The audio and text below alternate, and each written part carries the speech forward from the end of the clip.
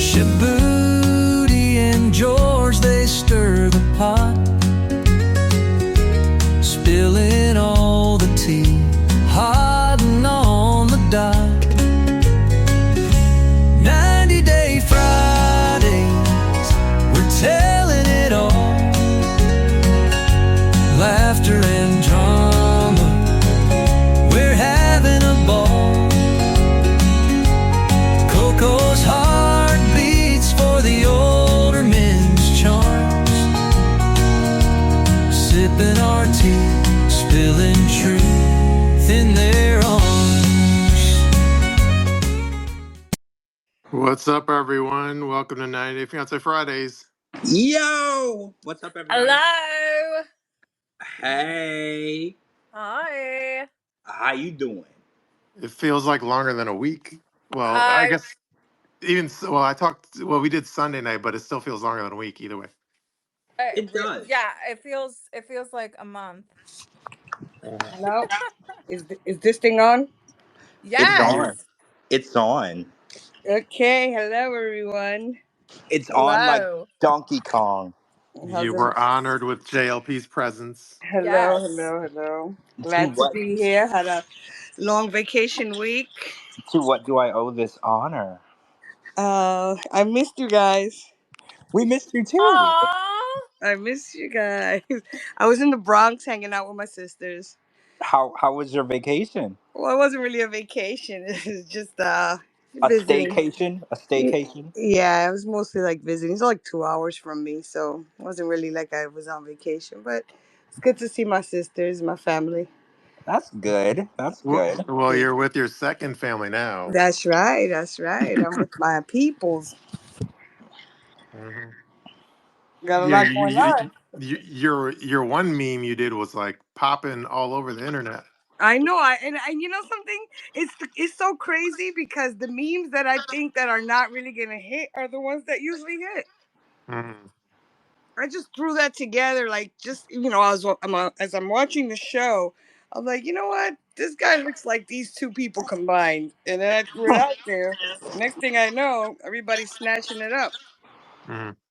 See, that's a huge issue. When you put out excellent content, your content is now being stolen Yeah. and not being credited. That's like a huge issue right now. With these content creators, people want to post content that's not theirs. And Mhm. Yeah. when you're good at what you do, your content is liable to be stolen from you. And Shabooty, Yeah. you know firsthand that this happens way more frequently than people realize. Like Shabooty, your content I've seen on TikTok, and I don't even know if you use Mhm. TikTok. Yeah, well, the most annoying thing on the TikTok thing is like, because with TikTok, a lot of the videos, it's like it's a person of like a guy or a girl, whatever, like their head is over on top of the content and they're talking like a talking Yeah. head. Oh, yeah. Yeah. Yeah, it's They're like a green narrating. screen. They're Yeah, they're Yeah, narrating the meme. but it's annoying because there's this one guy, he like purposely puts his head like over my watermark, so you can't see the watermark because his head is purposely covering it. Oh, jeez. well, yeah, it's strategically placed. And Mhm. if you're gonna be a content creator, your job is to create content, Yeah. not steal or pirate content. And I hate that about the content creators of today. They're so lazy, they're so uncreative. To be a content creator, you have to have some creativity. You can't just go online and find other content creators' content and use their Yeah, and content. it doesn't even pay to try to watermark it because there's apps now that That help you get removes around it. that. I Mhm. know. That's So literally the thing. yeah, There's an why app that bother? you can go on a site, like say for instance you take professional photos and you don't buy all of them, and then they email you the ones you didn't buy and you can order them. There's an app where you can use to remove their watermark from the photos. You can just use Yep, it. yep, So it's Uh, crazy. yeah. True. I don't even bother. I just put it out there. If you like it, you like it. Steal it, go run with it. I don't know. I have the original, so I know I posted it, so that's enough for me. You have the original talents, so that's all that matters. Yeah, right. Yeah, Thank you that's very the much. best part, is your talent can't be recreated, it can only be replicated. That's the Thank you. best part. They can replicate your work, but And they can't and recreate. they say imitation is the best form of flattery. It is. I prefer suing people. That's a very flattering. That's Very my favorite flattering. pastime, suing people. Me, right? Like suing people is like a hobby of mine. Oh, it's so much fun. Hey, It my, is. I want to say hi to one of my friends. Hey, Big Gay Vladdy. Oh, Vladdy's in here. Vladdy, can I give a shout out to Vladdy because every week he makes me the most hilarious Leo McGarry fucking AI Yeah, whatever it is he does. I he die. he Mhm. keeps me I in stitches laughing. I'm laughing and I'm also quite turned on by it. So keep going. Yeah. He's a very he's a very talented meme Mhm. creator. Oh And my god, yeah. fun fact, he's been on this show before. Yes. True. In the early Yes. days, he has joined the show. He And did, yeah. a really, really fun fact is he's not gay. That's No, a he's fun fact not. because No. in his username, it would make you think otherwise. He is totally not. No, he's not. I know he's a very talented, avid weed guy. Yes. He grows some really exotic weeds. Too bad we're too far away from him Yeah, to that would be fun if we could all go and He could. It go would be nice. sample like a He, vineyard. Just go sample. yeah, but he could maybe he could like guest host at Riley's place and turn it from a cigar bar into a private weed night. yeah. Imagine. I don't know what the licensing stuff is for No, that. Yeah, no, no, no. I mean, as like a private event or something. Yeah, but I we don't should think it's totally do that. legal here in Pennsylvania though. Ew, it's not legal here in Florida either. I hate these states. These states are Yeah. dumb. It's legal in New York, and let me tell you, it's like on every corner now. And they even have the little square on the phone where they take your credit card if you want to buy some. Oh That's how yeah. I that's mean how it here in Vegas we have a thing called Planet 13 and it is like the biggest weed store. I think it's like 20 or 30,000 square feet. Mhm. Yeah, I was in It's Vegas and huge. we spent some Oh, did time. you go to Planet? Yeah, Oh we my god, spent some how time did you there. like it? I don't remember. Oh, okay. Well then you must have I really don't. enjoyed yourself. I really Then enjoyed that means myself. it was great. I'm assuming it was great. I can't remember. I know that we were there, and that's all I remember. Yeah. I like Vegas though. Walking through the strip, all I ever could smell was weed. I just Oh I yeah. loved it. All you could smell. There was someone getting high in the casino. Like you can do whatever you want anywhere you want. I love the debauchery. I mean, I was at the casino yesterday and we won $1,200, so that was fun. Oh, that is fun. Oh, that's very. Yeah. Congratulations. Thank you. Did you spend it all in one place? No, I actually walked out with it. Oh my God, you're the person that I read about. The person that wins. The the person that wins and cashes out. I'm the person that wins and loses every single penny plus more if I get paid. No. I'm with Mhm. George. I win and I throw it right back at them at the Yes. No, casino. I the way I look at it, it's like, you know what? That's my groceries for the month or goes toward to some other bill. That's But, how Yeah. I look at but it. by the way, let me interrupt. Like, I hear some feedback. Like, Captain, do you have like the headphones in again or something? No, no, not me. I don't have any headphones. Oh, No, but I hear like background noises. what about now? Did everyone say something? Testing. Hi. I guess it's better, but Is it better? Oh, Do you hear it? Do you hear okay. me? Yeah, I think it's better. I didn't hear it, so I don't know. Okay. I'm All right. confused. Let's just go ahead. Sorry, I just wanted to get that out It's the way. not me. I don't have any headphones on. Okay. Oh, Well, hopefully. okay. People that are listening live, like if you hear any like feedback, let us know in the comments so we could address it. Yeah. Anyway. Oh yeah. So just some teasers for like tonight. I mean, hopefully they come through, but I'm trying to get some special guests in here. But so hopefully like Lindsay Ryder joins and hopefully Chitty joins. Wait, so have you spoken to Lindsay about joining? Yeah. I didn't know. I'm super Ye- excited. I'm gonna DM her right now and tell her to get her fine ass in here right now. Yeah, she might be a little wine drunk, but I don't think it's going to be an issue. I'm messaging her right this second. I didn't know. Yeah. We've actually been messaging all week, so I'm really excited if she's gonna join. She shares the hatred for Jasmine that we all share. So I Mhm. feel like we're all family here, right? We're all family here because she has such a strong dislike for her, and we have all gained a strong dislike for her, which is funny because I used to be friends with her. But now Jasmine has decided she hates me, so I have in turn decided I hate her back. It is Yeah, now a mutual dislike. Yeah, so there was a post that I posted earlier today where it was a repost of another blogger's post, and then apparently my post, I assumed it was a Matt quote, but apparently it was from someone else. But anyway, in the post, it made Matt actually look good because he was attacking Scott, but apparently it wasn't from Matt. So then I take back all the kind words for Matt. So Wait, we're are we talking about basic bland Matt from the thruple? no, we're talking about Jazz and Matt. Oh, Oh, we're so he talking didn't about write that? that. So apparently he didn't write that, Oh shit. Well, but I read that, and I'm not trying to be rude, but mhm, I thought that it sounded too well put together for someone of his basic intelligence. So I yeah, had my doubts that he was able to compose that statement, yeah, it right? was Like way when, too articulate, right? yeah, it just sounded like it came from someone who was much more intelligent than him. And I was, Mhm, have you ever noticed, like, when someone posts a statement or something, like every now and then, remember Paul and Karini, like Karini would post a statement or Paul would post a statement, and you would read it and you'd be like, so I wonder who wrote this for them, because it just doesn't sound like they actually composed it. That's how I felt when I was reading that statement. I didn't doubt that he responded. I've more so doubted like who composed it, because it couldn't have been Jasmine and it couldn't have been him. mhm. No, yeah, so I guess it was a fan, but anyway, um, Chat GBT. yeah, maybe it was a chat GPT, but anyway, I think the point is he's for the few minutes that he was looking good on my page, he's back to being a shithead.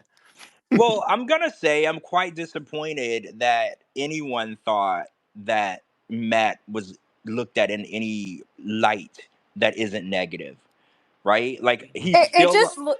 Yeah, it just looked like a real like the something your publicity agent would basically Well, tell you to post. in the end, he's still a wife fucker. Okay? Yeah, Like, let's just be real blunt about yeah. it. He's a wife fucker. I And, literally thought you just said a white right? girl. I So, literally thought you just said white fucker. And I'm like, huh. Jesus Christ, are you trying to get me canceled and arrested? What are you doing right Yeah, we now? gotta wait till the end of the show to say crazy stuff. Yeah, but No, I said W.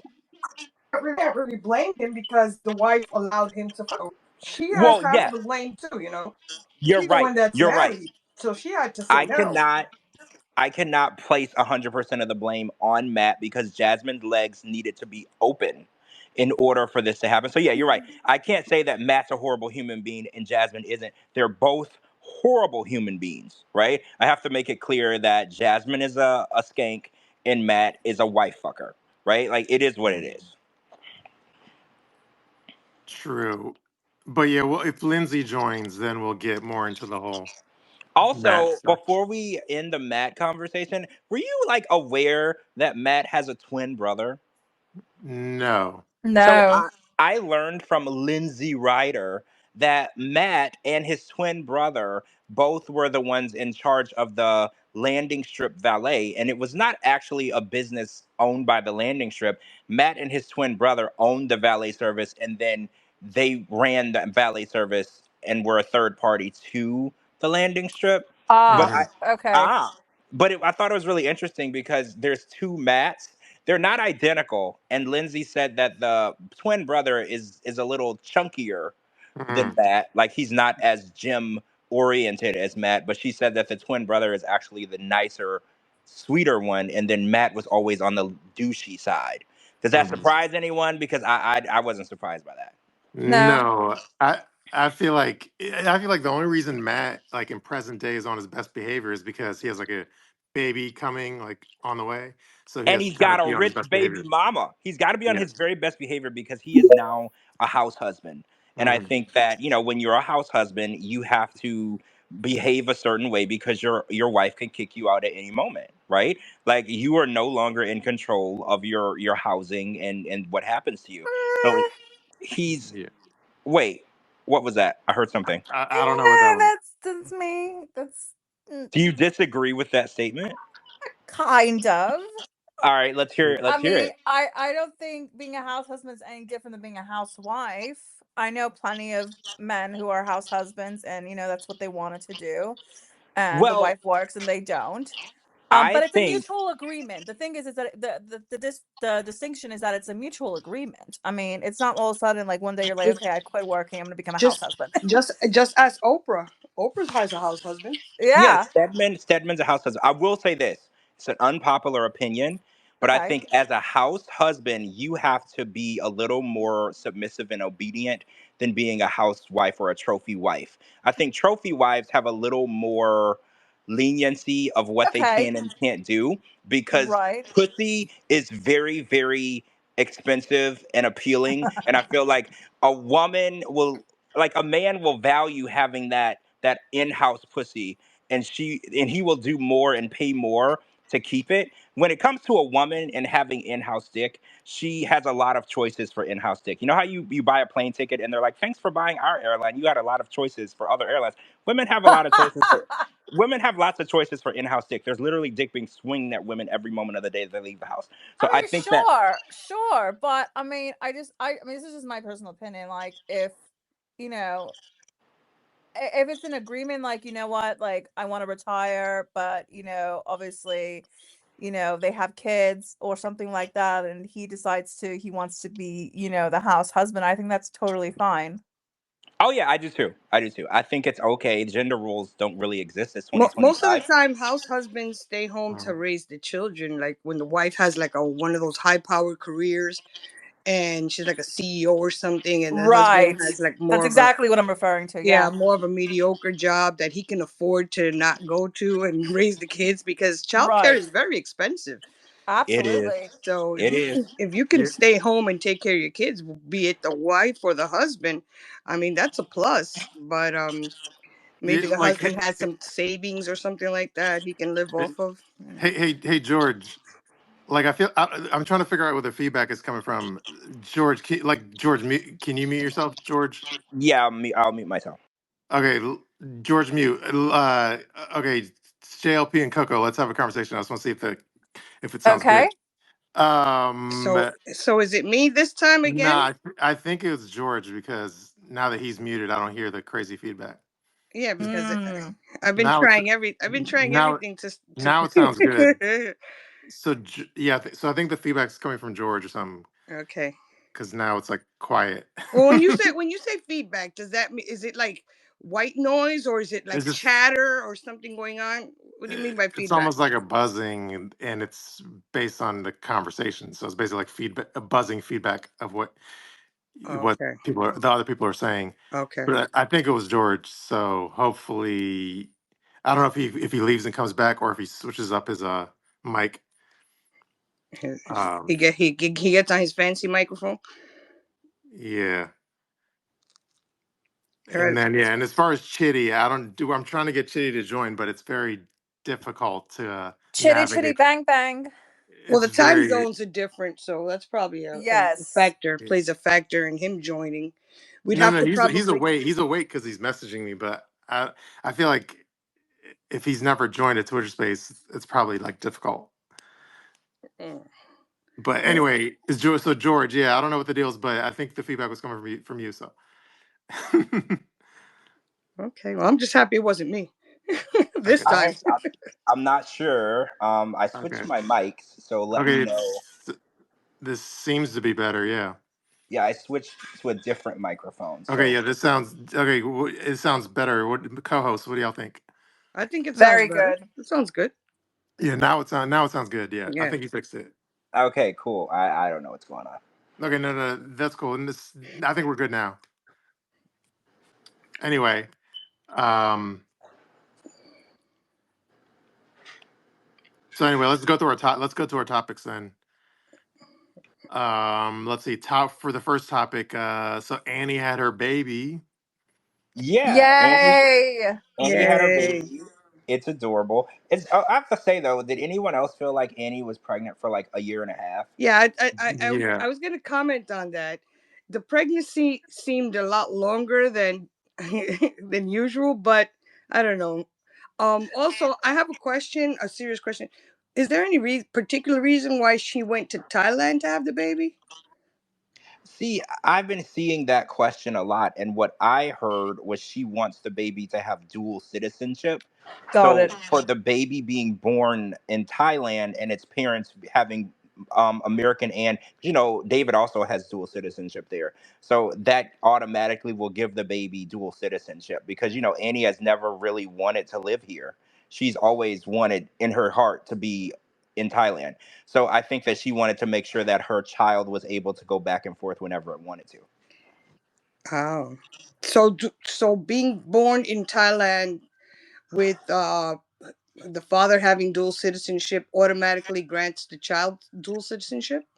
I don't think it's automatic, but I think that the process is easier and more streamlined. It's almost Mm. a definite that when they apply for the dual citizenship, it's going to be approved. Do you think they filmed that for like diaries or something? I don't know. What's really interesting was because they've been very vocal about it on social media, and usually when you're filming something for a show, you don't post every aspect of it because you need to save something for the show. So I'm leaning towards no, but it would make more sense if they did, because they're much loved by the network and they're fan favorites. It would make more And that sense. would be a good answer to the question because I know a lot of people are asking. I myself was like, why did she go to Thailand to have the baby? You know, Well, that would have made a really good episode for Diaries, exactly, right? to explain So that. I mean they could have filmed it. I Mm. haven't heard anything either direction. But the way that they've been posting everything step by step was making me think maybe they didn't. Mhm. Yeah. But by the way, I think like Lindsay Ryder's friend is in here, which is Tara. Oh, is she here? Do you want to talk to her or something? I I feel mean, like we should. I feel like we should wait for Lindsay, and then wait, Tara is the girl with the red hair, right? yeah, Yeah, she's half of that infamous photo that went up last week. yeah. If you So yeah, I want think if Tara's here, that means Lindsay should be to, coming as yeah, well. she's on the way, but we should probably wait for Lindsay. Yeah, we'll wait for her. And yeah, I think it'll be fun to talk to them because they've been the subject of a lot of different things lately, and a lot of people have a lot of questions, like why were they with Gino, what's the story with this, and it's funny because Tara has an interesting story to tell about how she knows who Matt is and how their relationship and how their friendship existed. And Mhm. so I think everybody will be interested in hearing that too. So yeah, once Lindsay comes in, I think we should definitely give them a chance to tell us the backstory behind that infamous photo and how that came about. True. All right, let's go back. Sorry, let's go back to Annie now. So, was there anything else to say about on Annie? Well, other than I'm happy for them, congratulations. I will say this though. Y'all know that David has two kids already that are grown. And one of them's name is Ashley, and that relationship has been really strained. So I'm wondering how this baby is gonna affect that relationship between David and his daughter Ashley. If y'all don't remember Ashley, so Ashley was on the show when David and Annie were on during their first season, and the infamous scene that I remember the most is when Ashley said, "If you marry Annie, you can kiss a relationship with me and your grandkids goodbye." And Hmm. his reply was, "Bye." But didn't she Mhm. go to Thailand with them? Yeah, so on David and Annie after the 90 Days season 2, she did go to Thailand with them to get to know Annie and her family, but a day or two after she arrived in Thailand, she got COVID, and Right. their COVID restriction is you have to quarantine for a week or two, and by the time she were done quarantine, she had to leave. So she actually didn't spend any time with Annie and her family and David Mhm. while she was there. Okay, sorry to interrupt you. We have someone even bigger than Lindsay Ryder listening to us right now, Oh, Oh. oh, which is Chitty's in the house. oh, Oh, Shitty! Chitty! But the question is, we got to figure out if he can figure out how to like. We got to get him to figure out how to like use this thing and join and speak and stuff. I'm very excited. I'm Yeah, excited. I Yeah, feel I'm like this excited to hear from conversation, Chitty. this yeah. conversation is In overdue. the perfect world, though, we'll have Chitty talking to Lindsay Ryder, and then Chitty can ask her like stripper questions. Well, we got I like somebody that. has to walk him through getting Yeah. responding to send him a a speaker request. Yeah, I'm trying. I send him. I gotta DM him, so I gotta send him. I sent him a speaker request, but then the question is, I don't know what his screen looks like on his end to accept it. That's true. That's You know. true. With him being visually impaired, that's true. I don't know what That's his. He's- true. Yeah, I completely Yeah. forgot about that. Yeah, so maybe he has someone listening with him that can help. Maybe his sister. I actually Mhm. like his sister a lot. I feel like she I'd, was I'd a love to hear favorite. from her. I know she was a favorite of mine. Like every now and then, somebody's family member on the show becomes a favorite of mine, and I think Chitty's sister was one of those Yes, people. very, The way very that she patient, tolerant woman. she Mhm. had every opportunity and right to smack Renee across the face, and she didn't. So I respect people that have that level of self control because I don't. I have to Mhm. tell my friends all the time, here's my black Amex. I'm about to get Mhm. arrested. I'm going to need you to come bail me out because I'm smacking this bitch, right? Like, I'm just letting you, Yep. this is where I'll be. They'll let me out at this time, bail me out. Mhm. Assuming we can get this to work for him, we got to get him to record like an audio drop. You know, Oh yeah, we missed that Liz. with Liz. Yeah, we needed to get that done and we did not. And also we'll need to get one with Lindsay Ryder and Tara as well. I Oh would love yeah. to have them record one together. But yeah, I wanna hear from him and hopefully his sister is nearby. I know when he filmed the show they were living together. I don't Mhm. know the current situation, but I would love to find out more. Yeah. Hopefully we could figure that out. But I know he's listening right now, so that's exciting. But hopefully we could figure out how to get him to speak on here. Yeah. We'll work on it, guys. We'll keep you posted on the progress. Also, a couple of days ago was a huge day. It was my bestie's birthday. Hmm. And she turned 55, guys, and it's wild to me because she doesn't act or look 55. Like when I think about our friendship and all the things that we've done and been through together, it's hard to believe that she's that age. I tell her all the time, I was like, it's weird. You act like a 38, 40-year-old, but your age and your attitude is different. So when people say age is how you feel, I really do believe that. Unless it's Diddy or R. Kelly, it's not. Hmm. But like when other people say it, it is. It's true. You're however you feel. That's how old you really are. True. I feel like I'm 85. Well, Well, is that you are based what on? you eat. Yeah, I was You mean gonna I say am what you I suck? you Yeah. are what you put in your body. I Yeah. mean, fantastic. I have arthritis now. If it Yeah. was contagious, you would have Alzheimer's too, because I would have what? Alzheimer's. I'm sorry, I Because would the have guys what? that Alzheimer's, What? I think she's I think it's an fucking with you. Alzheimer's joke. She's fucking with you, because the George. the men that you love are all on the verge of that. I mean, If it was like listen. pneumonia, wait, is pneumonia contagious? You know what? Scratch that. I Yeah. don't even know if that is it. Is it okay? It is. Yeah. If it was like that, you would totally catch it because you'd be all up Mm. in that. Stop, you're making me horny. Does it So turn you on? what did So like wait. Kim, what did Kimberly do for her birthday? Oh, it was very low key. It was low key. So she had a huge dinner. I wasn't there, by the way. There was rumors that I was in San Diego. I was not in San Diego for the celebration. I was actually somewhere else. But she had a dinner that Friday night with her closest friends. One of her Hall of Fame football players or somebody. Their wife, Josh, Rob, Jamal, her and Vanessa, who is one of her good friends. It was a pretty low key dinner, right? And Josh was the surprise guest. So they tried to keep it a secret, but we figured it out pretty quickly that he was going to be in San Diego for the day. Mhm. Yeah, but it was very low key, not a huge deal, no party, no club, none of that. And then that night, there was supposed to be an after party at a club, which my bestie didn't go to, but that's where Matt and Amani showed up to the after Mhm. party of that. So when you saw Josh, Matt, Amani, Jamal, and Rob all together that night, that was actually the after party for Kim's birthday. True. But she didn't show up to the after party, and I told her, I was like, you're a big star when you don't show up to your own after party. Was she surprised on the outpouring of birthday wishes on social media?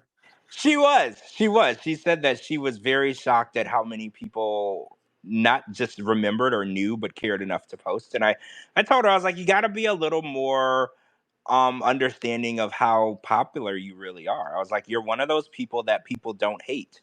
I was like, you're not Angela, you're not Scott.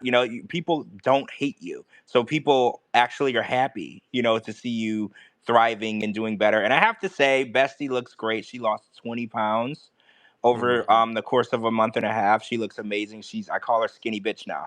Like every time we talk, I'm like, what's up, skinny bitch? True. Yeah, no, and then I made a post too. Yes, Perfect. I saw. Yeah, there was a lot of support for her. I'm just happy for her. I'm happy Hmm. of the progress she made. She went from chasing around her international superstar Nigerian man to loving herself even more. So I'm just really proud of her. Hmm. True. Yeah, no, I mean, my bestie's bestie is my bestie or something. Yeah, yeah. Kim and Liz are very close, right? Well, Kim, you're my bestie too, right? of course, we're all besties here. We're all Yeah. besties. Wait, who's So my I'm your bestie? bestie. Yay! I have friends. Mm. we're See, all Mom, you were besties here. wrong. We're all besties here. All of our listeners are our besties too. It's These are all my true. closest friends. All of these people here are all of my close Oh, friends. and then so I have a teaser for later in the show when we're more like loose, which is we'll read some new strip club reviews, but it'll be the one like the Hong Kong club, I think it's called, the one in Tijuana where Annie Oh. allegedly danced at. So we have some Oh, good like 1-star reviews coming up later in the show, which is my favorite segment. I'm interested in that because I want to know if. Oh, wait, I got a message back from Lindsay. She said, when I get to my room, I told Shabooty I'll drink some wine and we'll join. Okay, so she and Tara too. So when they get back to their room, I think they're traveling. So when they get back to their hotel room, they're going to join. Yeah. And then Chitty messaged me. He says, my sister is fast asleep. It is getting to be 4 a.m. right here. I am keen to join the podcast. But the issue, so that's what he said to me. But then now the issue is just figure out how to get him to join. But anyway, Yeah, so this yeah, is we're hosting a podcast and we're trying to coordinate guests on a technical level. So yeah. yeah. So we'll try to work this out, guys.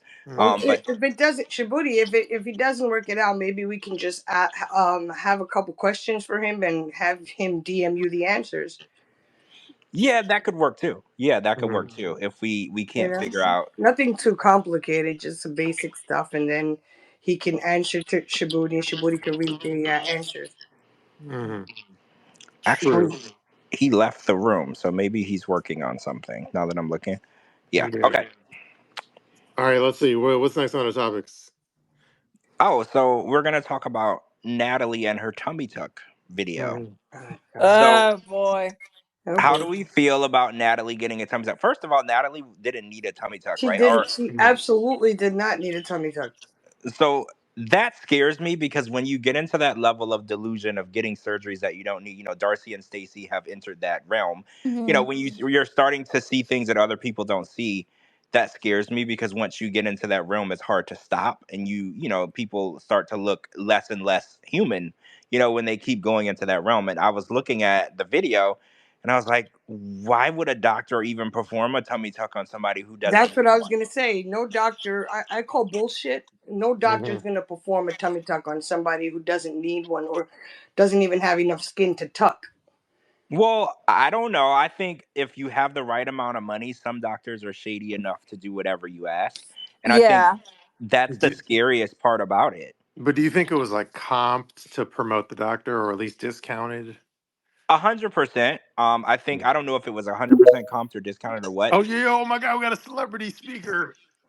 We do. We do. Yeah. Who is it? Chitty, are you there? Well, he joined. Chitty's there as a speaker. Yes. Chitty has joined. Chitty, can you hear us? If you're muted, try to unmute yourself. Uh, I think I hear him trying to speak. hmm. I see he's joined as a speaker, and he doesn't look like he's muted, right? No, No, he's he's not not muted. muted. Chitty, are you speaking? I don't know. He's You're, here as a speaker, so hopefully. you're right. I do hear some background noise, and I think, yeah, so I think he's here. So it Uh-huh. might take him a second to figure out how to Mhm. speak. So but we have now, he has joined the chat, guys. So now we've got that battle taken care of. Now we just have to get him able to speak. Yeah. So okay, let's see. Anyway, Well, hopefully. Sorry, what were we talking about? Well, we were talking about Natalie and her latest grift, and it was a tummy tuck. So, my first thought was, my mind is a little different than everyone else's mind. When I saw the video, I was like, so instead of getting a job or a way to take care of you and your mom or doing anything positive with your life, you are getting a tummy tuck. Like the priorities for me are just all out of whack. Because I was like, you don't have no job, you haven't been able to take care of yourself, you literally have been leeching off of the 90 Day Fiance franchise the whole time you've been here. And instead of doing anything positive to better yourself, better your way to take care of yourself, you decided that a tummy tuck would be the best step in the next direction for you. I think that's what caught me, that she's a lost cause. Yeah, she's going to find a way to stay relevant, and if it means taking her body apart, then she'll do that. Tummy tuck. Next, she'll have breast. She'll take her breast out or put them back in, or cheekbone implants. Anything to just stay in the public eye. You know. But do I, you like, by the way, I think I heard. I don't know if it's accurate or not, but I heard that like the doctor is the same. And this is allegedly is the same doctor that like Sophie went to. Oh, that would make sense. Hmm. I mean, yeah, that would make a lot of sense. There are doctors that specialize in reality TV stars because they have a lot of followers, and they Right. can Right. they can promote their doctor's office and their practice and get new clients. One of the So one of the doctors TLC has on retainer. yeah, yeah, you're right. They're kind of a friend of the network. Their cards get passed around at cast events, and these are the people that will do the surgeries that these cast members want at a Hmm. either free cost or very low cost with promotion. And what's her name, Lauren, the female Lauren. She had her Oh little yeah. surgery and everything, Or and her and probably the she same doctor that did her mommy makeover. that's what I was thinking, right? I was I don't thinking. think it's the same one, but yeah, it's the same gist. Oh yeah, okay, so yeah, Lauren's was done somewhere in Florida. I think she was in Miami. Hmm. Was it Dr. Miami? You know what? I don't want to say because I can't remember who it was specifically, so I don't want to say the wrong name. But you're right. Lauren, I believe, was in Miami for hers, and I think Nutalie is in California. So you're right. Yeah, and then there's the guy, the famous guy that Angela made famous. Oh yeah, that doctor, the one that she was hitting on at every Yeah. appointment. Yo, Yeah. the gorilla glue guy. Wait. What The does that the even mean? Yeah, what? he Why was are the we calling? doctor that was able to take. Remember that time the girl put the wig on with gorilla glue, Oh, and but he was. Oh, Lindsay's here, by the way. he was the one Um, that took the wig off of her. wait, he was the guy. You're Well, talking not about the the wig, viral her story hair. with the She chick. put gorilla glue in her hair. But how do you know if he was the doctor that worked on that? Yeah, that's what they said. He was the gorilla glue doctor. Oh, I Oh, saw that I didn't viral know that. video. Yeah, I didn't know that either. I saw that viral video. Now, I remember now I that. gotta go in my archives and find it for you. Hmm. Yeah, that's an interesting link. Yeah, Because I remember that video. That was a huge viral video, and I remember the doctor yeah, it was in that that guy. video. So yeah, I interesting. remember they said it when he was working on Angela. They were like, "Oh, that's the doctor that did the gorilla glue hair girl." Hmm. Oh, Yeah, but I'm gonna look for it. You guys talk amongst yourself. yeah, yeah. Find the video so we can post it in here. You know what's funny? I can hear the feedback now. I couldn't hear it Yeah, before, but I hear it again. So I don't know what's going on. I'm not sure. Yeah, because what's her name? Coco is muted. Okay, So you think it could be from me or something? well, Maybe. now I don't hear it anymore. It literally stopped. Okay. That's so I weird. was Anyway, muted, so could it be me? well, I don't hear it now. Okay, so Do you hear it okay, now? Testing 1, 2, 3. Testing, testing. testing. I don't know. Now I don't hear it, guys. I think Elon is messing with us. I don't know what's True, going and on. I see Lindsay Ryder's there. Yeah. So if Lindsay's ready, Lindsay, have you had your wine? Are you Mhm. ready to get messy with us? Because we want to get as messy and nasty as possible in this podcast today. It's Lindsay Ryder uncensored, right? I want to make sure that Lindsay and Tara know that we want them uncensored. Tell us what's on your mind. We want to know the full story because there's a lot of rumors and speculation going around, and I want you to tell us what's really going on. It's been 5 years, guys. Can you believe that it's been like 5 years since we first heard that story that Jasmine told us on the show about Lindsay? It's been that long. Mm-hmm.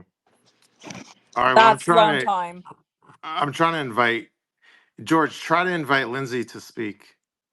Okay. And by the way, George, do you think to be on the safe side, do you want me to exit myself and come back? Can you do that? Yeah, as long as you stay as a co-host, I'm gonna exit and come back. Maybe it'll fix. Okay, you try that while I'm inviting everyone to speak, and then Okay. maybe that'll correct everything. Where did Okay. Tara? Oh, Tara's Tara. Okay. Okay. I'll be right back. All right, I invited Lindsay. I invited Tara. Oh, and guys, if you're listening live and you have any questions that you want to ask Lindsay and Tara, put them in the comments. Oh my God, you just sent the text. You're right. That is the doctor.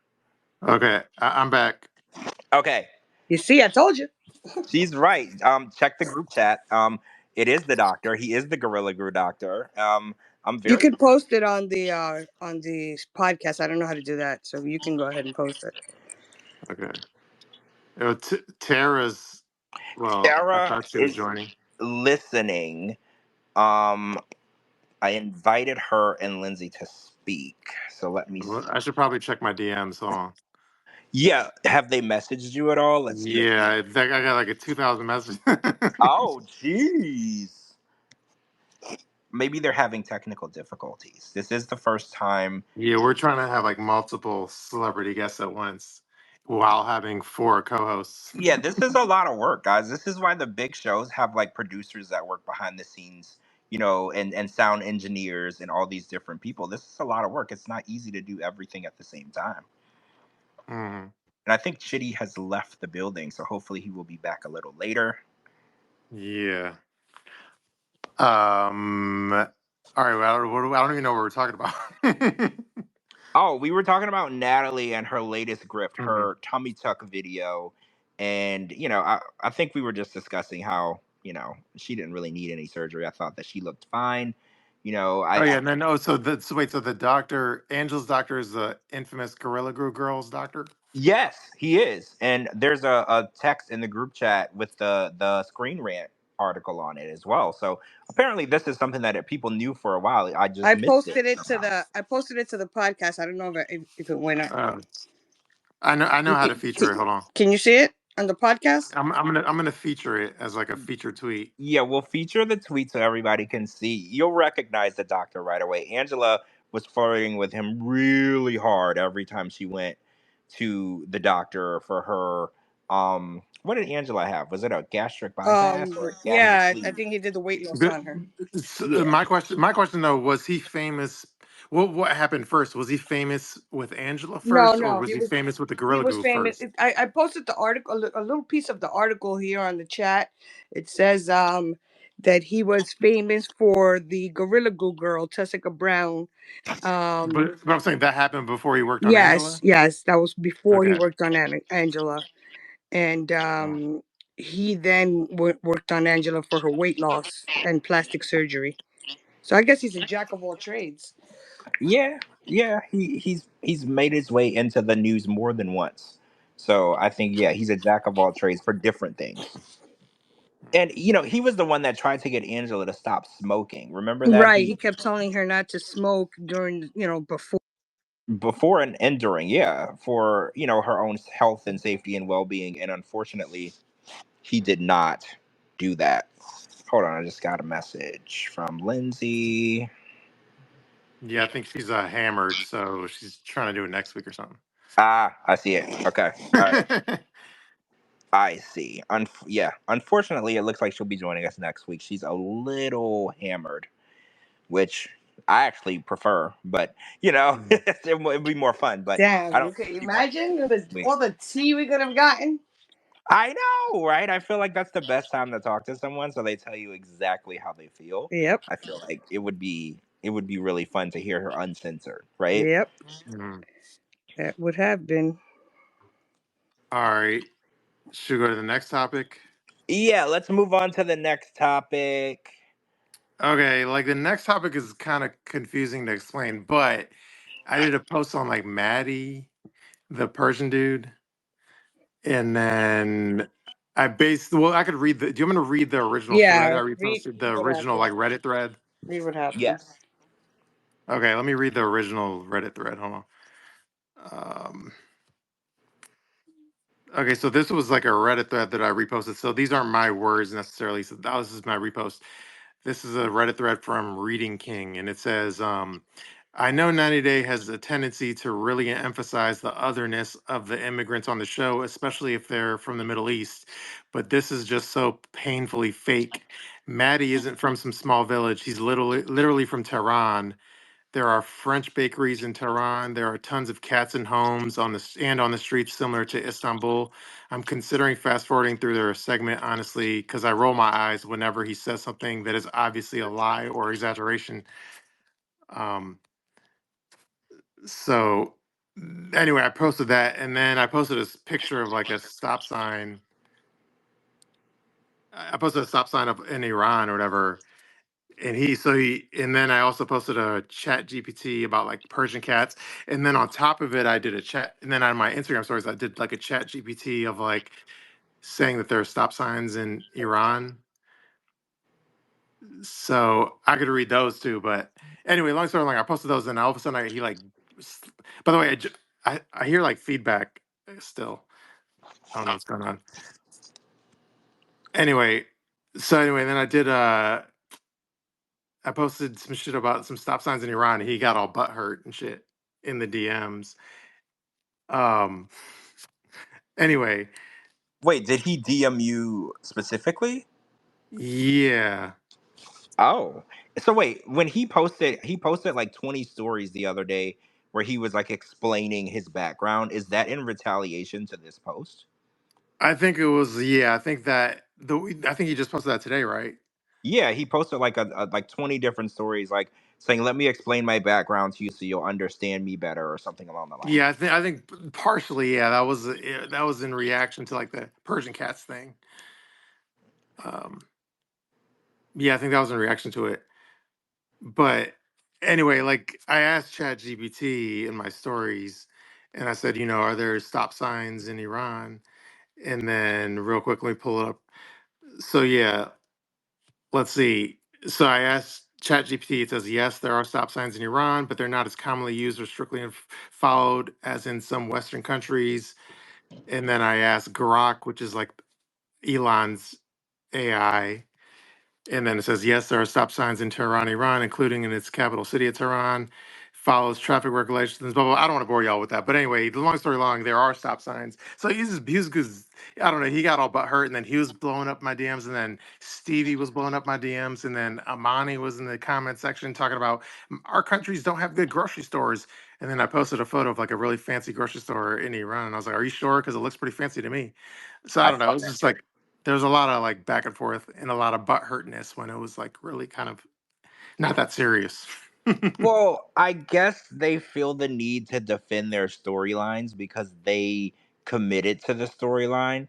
And I Mhm, guess you debunking their storyline makes them out to be a liar, I guess. So I guess, when you figure out, like, it's not hard to figure out, though, if mhm, a capital city of a country has stop signs or not. Like, that's mhm, ridiculous to think that you could go on national TV and say that the capital city of a country doesn't have stop signs. It's almost ridiculous.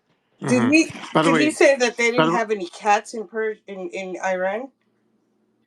Well, well, I think he was saying like they don't have him indoors, I but mean, yeah, they're outdoor. there's a whole brand of Persian cats that they come from Iran. They're specifically called Persian cats because they're from Iran, mhm, and they He happen said to that be the most expensive cats.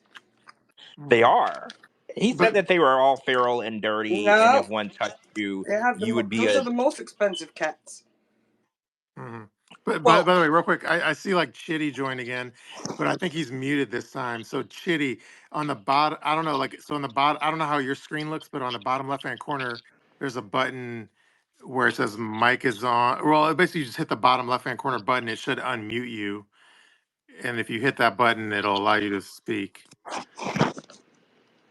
oh, Anyway, there's no option to unmute for him because I was like, maybe I can just unmute for him, but yeah, there's no option for that. yeah, Chitty, if you see it, if you can read on your screen any kind of like unmute button, It should be in the bottom left hand corner. Just hit that, and then that'll unmute you. But anyway, so yeah, I don't know what the moral of the story is, but if you ever post, the moral of the story, I guess, is if you're a blogger and then you post something about Mahdi, you're gonna get a DM from him, you're gonna get a DM from Stevie, and then you're gonna get Amani in your comment section, all defending. Wait, is Well, Amani also from Iran? No, she's like Tunisian or some shit. So she doesn't really have a, A dog in that fight? like she's not. If you don't have a specific firsthand knowledge, then why speak up? Yeah. yeah, this is a battle that doesn't belong to her. She's, I guess, just fighting this battle because it's, I guess, her friends from the season. So she Mhm. wants to insert Yeah. herself in that battle, which, it's easy to say things about third world countries, especially from an American standpoint, because we always assume, things about countries. But Google has changed, how you take in information. Like, people can say anything they want, and then we can actually learn, what the truth is, what the situation really Yeah, is. So definitely. when they go online and they're like, oh, and we burn American flags over there, and we don't have stop signs, and it's like these things can easily be discovered, right? And I think that they forget that, you can't just create your own narrative when it comes to an entire country. Right. And I don't think he True. wants to be bad mouthing that country and then go back to it. Well, no, they take it very seriously, Yeah. taking their country's name in vain, especially if you're coming to America. Of all the places they hate this place the most. So, do you really want to go badmouth their country, come and live here, and then try to attempt to go Another back there? another another observation on our dear friend Mahdi from Iran who was learning to speak English. Either she's one hell of an English teacher or he's been here for a little bit longer than he says, because his English does not, I mean, you can tell that he just learned English or I she was agree. teaching him English. He doesn't have Well, an accent at all. yeah, I mean, he said he was studying for like 15 years, right? Yeah, But then it's like, so then it just seems like the class is, he probably just joined that class just to like hit on the teacher. well, Mm. when I heard him speak, it did strike me as odd that he would be in a English speaking course, because his Mhm. English, to be absolutely honest, is better than Stevie's. Exactly. So the And idea, definitely better than Stevie's dad, right? yeah, like, and I get it. Stevie speaks Southern, right, which is a language of its own. If you're from the, I'm from the South. If you're from the South, we spoke our own version of English. It's not the same as if you're from up north or the Midwest or the West Coast. It's different, but his English speaking skills are better than a lot of people who were born in the U.S. So when he said, "Oh, I needed to learn how to speak English," and I was like, "You should have been teaching the class." Like, it's odd to me that you thought someone could teach you how to speak English when you don't even have an accent anymore, which is almost impossible to do. To come from a overseas country like that and lose your accent completely and speak English so well, you can tell that Mhm. this dude doesn't need to be in anybody's English class. Yeah, I think he just took the class to try to meet some American women. Well, this story. This is how Pedro met Chantel. And Mhm. let's be real, Pedro needed to be in that class. Have y'all heard Pedro speak? He has not mastered English, even being here all these years, almost 9 years now. He still has not Yeah, but mastered. that was the opposite. Chantel was trying to learn Spanish. That's how Well, she they got were in the teaching class. each other. Their story was they were teaching each other. She was helping him, he was helping her. Is how they said it was going down. But let's be real. Pedro would never mastered English. Even to this day, he still is struggling to get his I mean, English. even that's what I'm saying about Maddie. Even when you have the basic understanding of the language, you still have that heavy accent, Yeah. and he doesn't have an accent at Mhm. all. So he could have been here for longer than that, or this is probably his second trip to the United Yeah, States. So I think you're on to something. I think he's been here before. he's been here It's before. funny. We found out later when it came to Amanda and Razvan that Razvan had been here before. We didn't know earlier that he had been here before because we thought, oh, he wants to come to the U.S. And he actually is in the U.S. He's here, but it wasn't Mhm. his. This wasn't his only shot. He had been here before, and then after they broke up, he still ended up here. He's still in Miami to this day. So he had ties to the U.S. before. And I'm wondering if that's the story with Mahdi. I think maybe he's been here before. He likes it here, and he's looking for Yeah, a he way probably to, came over on a student visa originally, studied a bunch, went back home, and then came on his second. This is his second visa. and he's looking for a permanent Yeah, and he's residence. looking for a permanent stay because this is the first one was a student visa, and after he probably exhausted that, he studied his ass off in who knows what college or whatever. He went back home, and now he wants to come back and stay in the U.S. And the only way is probably through marriage. Well, yeah, I think he's like you said, exhausted all of his ways of getting here and staying permanently, so he has to get married to do so. And I think Stevie fits the bill. Right. I mean, I'm not saying that they're not going to work out, but I really don't see a lot of similarities and Mhm. things in common that they have. I'm really confused. You know what's funny is like there's a troll in the comment section of one of my posts, whatever, and anyway, like so then there's the troll was saying like, hey, Maddie gives me like gay vibes, and then Steve replied like, that's not what was going on in my bedroom the other night or something. What? I think I might be responsible for starting that because I posted there's something about Maddie, and then I put that picture up of him with the black T-shirt on Sunday. Mm. Oh, you did post that. I I did did that. see that. That there's something about Maddie, and he has that picture where he has on a black tight T-shirt, Well, and the then first everybody started chiming in. Yeah, he seems a little off, and then asking for the hairspray and everything. I mean, I like to well, speculate a lot on conspiracy theories, but something's really off about both of them. And her drawing titties all day long and titties everywhere. I mean, like I said, the last person that was obsessed with titties was Jamie, and we all know oh how we all know yeah. what side of the fence she's on. So, Yeah, she made it very clear and then what yeah, side of the fence she's on. and I already mean, Maddie has already hinted like, oh, if she's not into me or if she's bisexual. Remember the last episode? So he's already hinting off that that's where that's going. yeah, and he had an issue with the boobs. I remember when Yeah. he walked into the house for the first time, he's like, there shouldn't be boobs everywhere. And I was like, you're the first guy I've heard to say that. Like the first, I'm sorry, straight guy to say something Mm. like, oh, well, you shouldn't have boobs I mean, anywhere. it, I it, should. it will be kind of Mm. weird if your girlfriend was painting boobs all over. But She has boobs all over the do you house.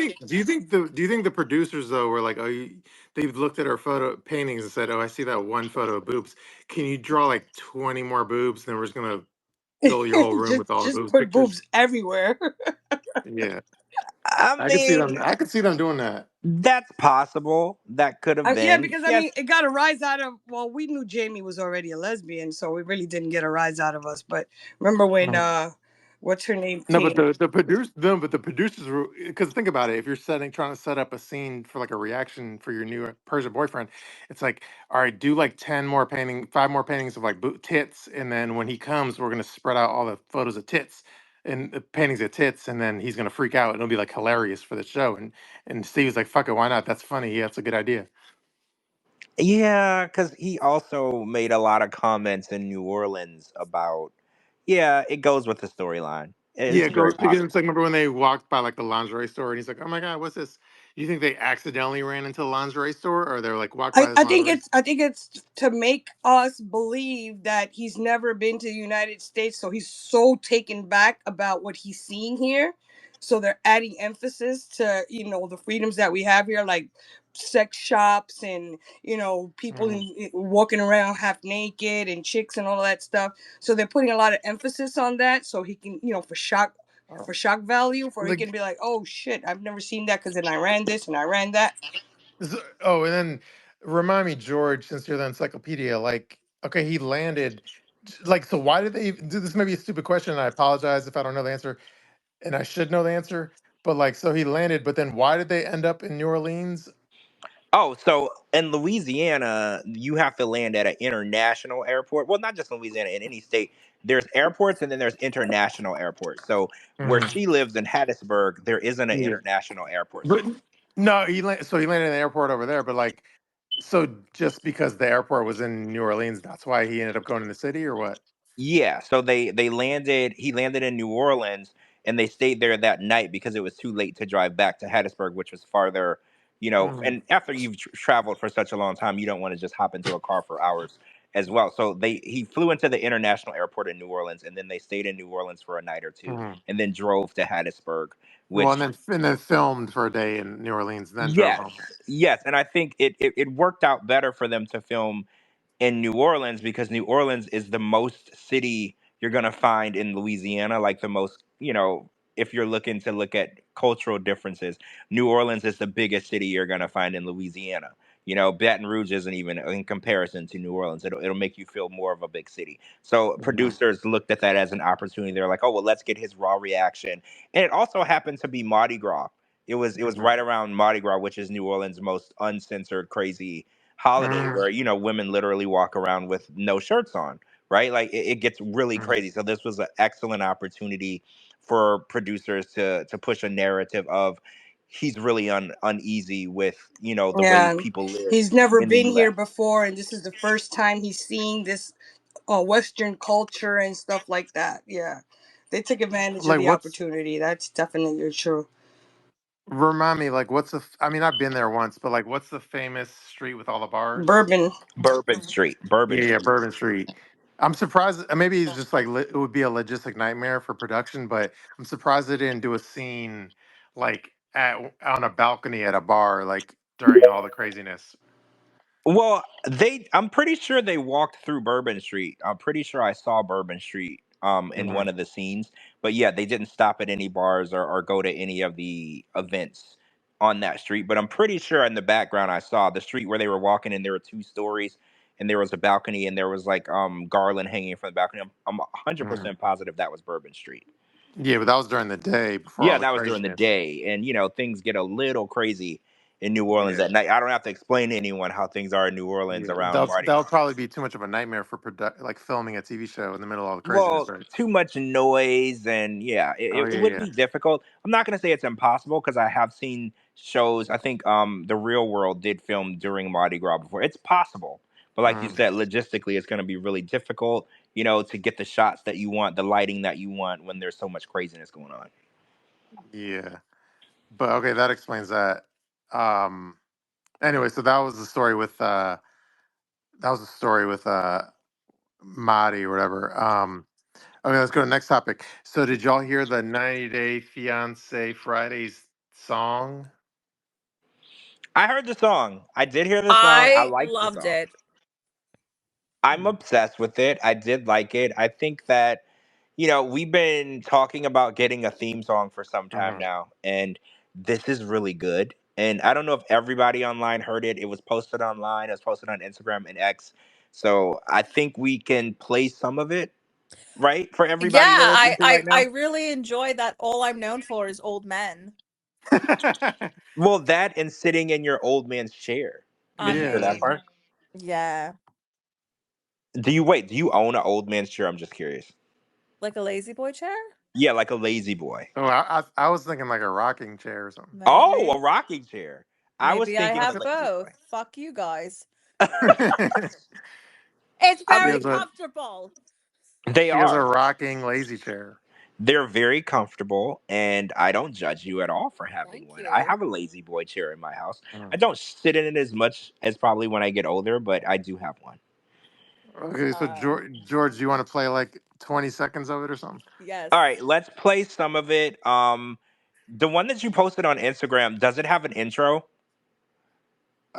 The one on Instagram just goes straight to where it Okay, mentions perfect. I'll play the Shabooty. Instagram one. I think that will be easier, so we don't have to like find the start of it. All right, so we're gonna play a few seconds of the song to get everybody's reaction if you haven't heard it. So if you Oh, and then haven't, I could feature it in the chat too. yeah, it'll be featured in the chat too. So if you want to listen to the whole song, we can't play the whole song here, but we're gonna play some Yeah. of it. Do like 20, 25, 20, 25 seconds or something. All right, here we go. Rudy and George, they stir the pot, spilling all the tea, hot and on the dot. 90-Day Friday, we're telling it all, laughter and drama, we're having a ball. Coco's heart beats for the older men's charm. And our tears spilling truth in their arms. George pulls the strings, keeps the crowd in line, while Coco dreams of love that's aged like fine wine. Shabooty's quick wit makes the story fly. He keeps pouring, never running dry. All right, that's a little clip, a snippet of it. Yeah, Yes. yeah. I I featured in the chat if y'all want to listen to the full thing too. Yeah, it's really good, guys. I'm obsessed with it. And so, wait, how did this song come about? I'm kind of interested in the Oh, origin story. so I don't want to. I could share it privately how it was created, but I don't want to say it publicly because I don't want the competition to Okay, steal yeah. the So yeah, methodology. I'll hear privately how it was created because I'm very impressed. I'm very impressed. Yeah, but my next planned song is maybe like a Liz song. Okay, I like this. I like Yeah, this, and I'm thinking like a Liz song where it throws in some like barbs at Ed, you know? I like this. I like where this is going. I was thinking like a love story song of from Mm. you to Liz too. I was thinking of that Oh, too, I like a mean, yeah. little R&B ballad to Liz. Mhm. I'm hoping I could cram all that into the same song, which is like a love song to Liz with also Big Ed Barb's. Well, yeah, I think it's only fair that we take some shots at her exes, right? Mm, That's exactly what we should be doing. Well, so wait, are we gonna take some shots at her most current ex? that's a good question. Well, I don't since she's the one person where I have to be mum on what I know, even though it's kind of obvious these days. So I don't know if Yeah, I don't know if that's like too fresh, you know, I. too fresh or too soon. Mm. You don't usually tell stories or jokes about someone at their funeral. It's a little too soon, too fresh. So I don't know Wait a how. minute. Did I miss something? Did Liz break up with her boyfriend? Oh, yes. Oh, Yes, she has announced it Mm. publicly. damn! I missed Um, 2 podcasts, and this is all. No, okay, well, okay. The reason I haven't posted about it is because eh, I've chosen friendship over tea in that instance. Yeah. Oh yeah. wow! Well, I'm very sorry to hear that. she publicly announced it on a podcast. I'm not going to say what podcast it was. It wasn't mine. It wasn't this one. But she publicly announced it. But she hasn't really spoken of it since. Hmm. But it is public knowledge. I'm not like releasing anything personal that she didn't tell everyone. But Shabooty has taken a back seat to that particular subject because their friendship is important. So Hmm. I am only repeating what she said Yeah. somewhere else. I want to make sure everyone's aware. I'm not putting out her business out there that she might Yeah. not want to be put out. Yeah. What George just said. She blabbed her mouth on like some lame ass podcast that isn't ours. So. Yeah, yeah, and so I'm just reiterating what she said, and I am a little hurt that she chose to do it elsewhere. Yeah, I was just Um, gonna say that. That's if that's actually what happened, she broke up. Why wouldn't she come to Shabooty and share it on his podcast? They're like besties.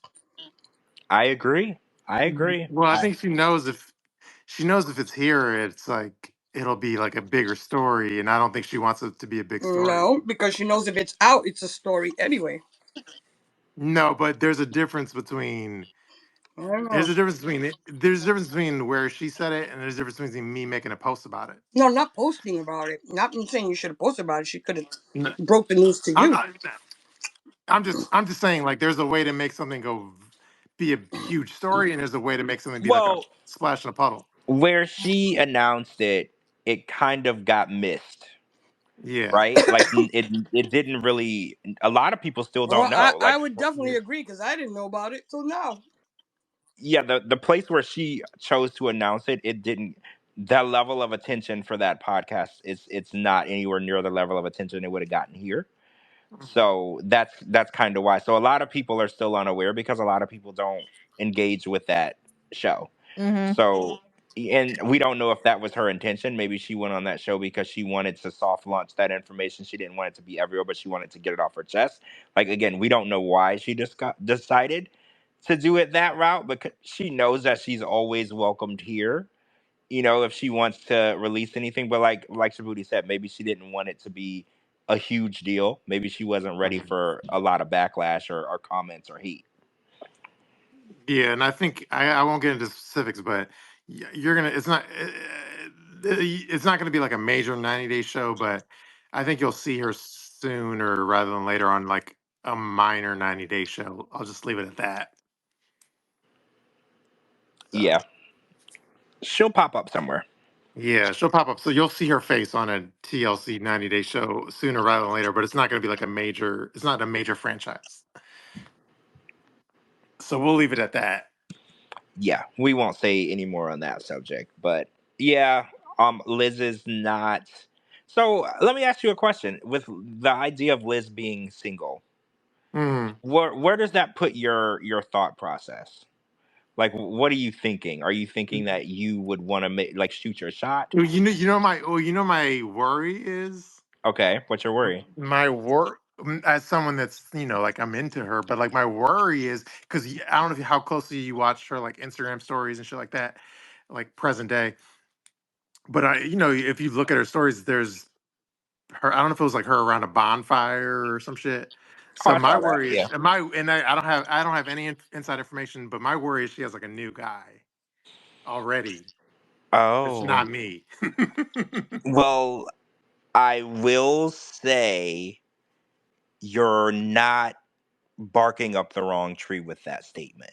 Yeah, because that was the vibes I was getting with those Instagram stories where she's like around a bonfire, like doing like a cheers, like two people hitting their drinks together. Yeah. Well, how do you feel about that? I'm just curious. How do you feel about her maybe starting a new Oh, relationship? How do you feel? I'm not surprised because I feel like, well, I should watch what I say because again, I'm Team Liz all the way. But and again, what I'm about to say is not specific to Liz.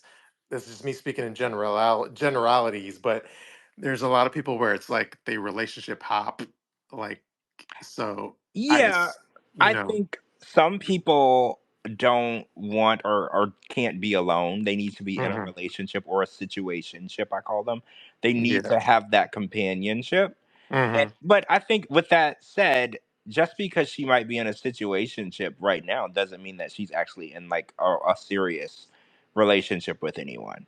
Right? Hmm. Like talking to someone or seeing someone doesn't mean y'all are getting married. So I wouldn't put to rest, you shooting your shot. I think that Liz might be looking for the right guy, and it doesn't matter who she's seeing or talking to until she meets the right guy. She's never gonna find the right guy. And maybe it's you. Maybe No, but she's waiting for you. I can tell you why she wasn't waiting for me is because because like you knew when she broke up with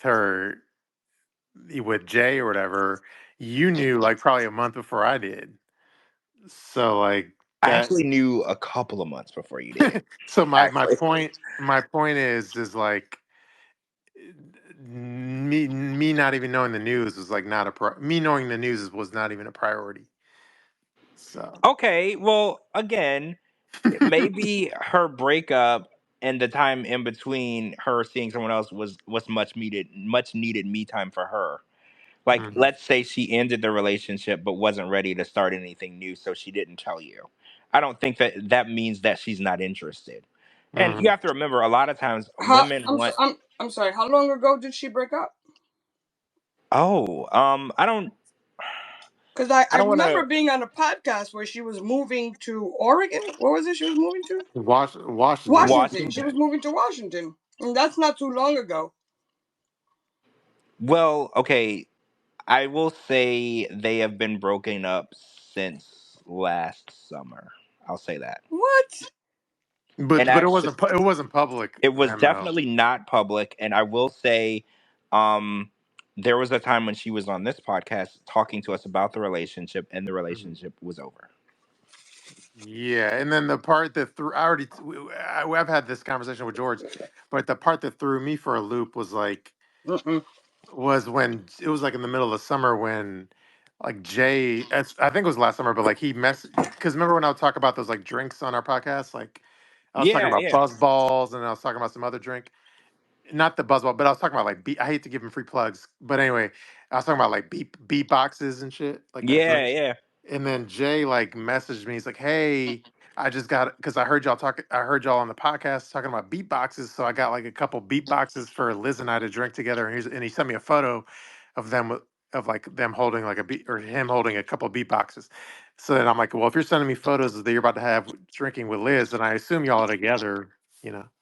Well, look, we're gonna end this conversation soon because I don't like the direction we're going. But I will say this: when they broke up, they were still living together for quite some time.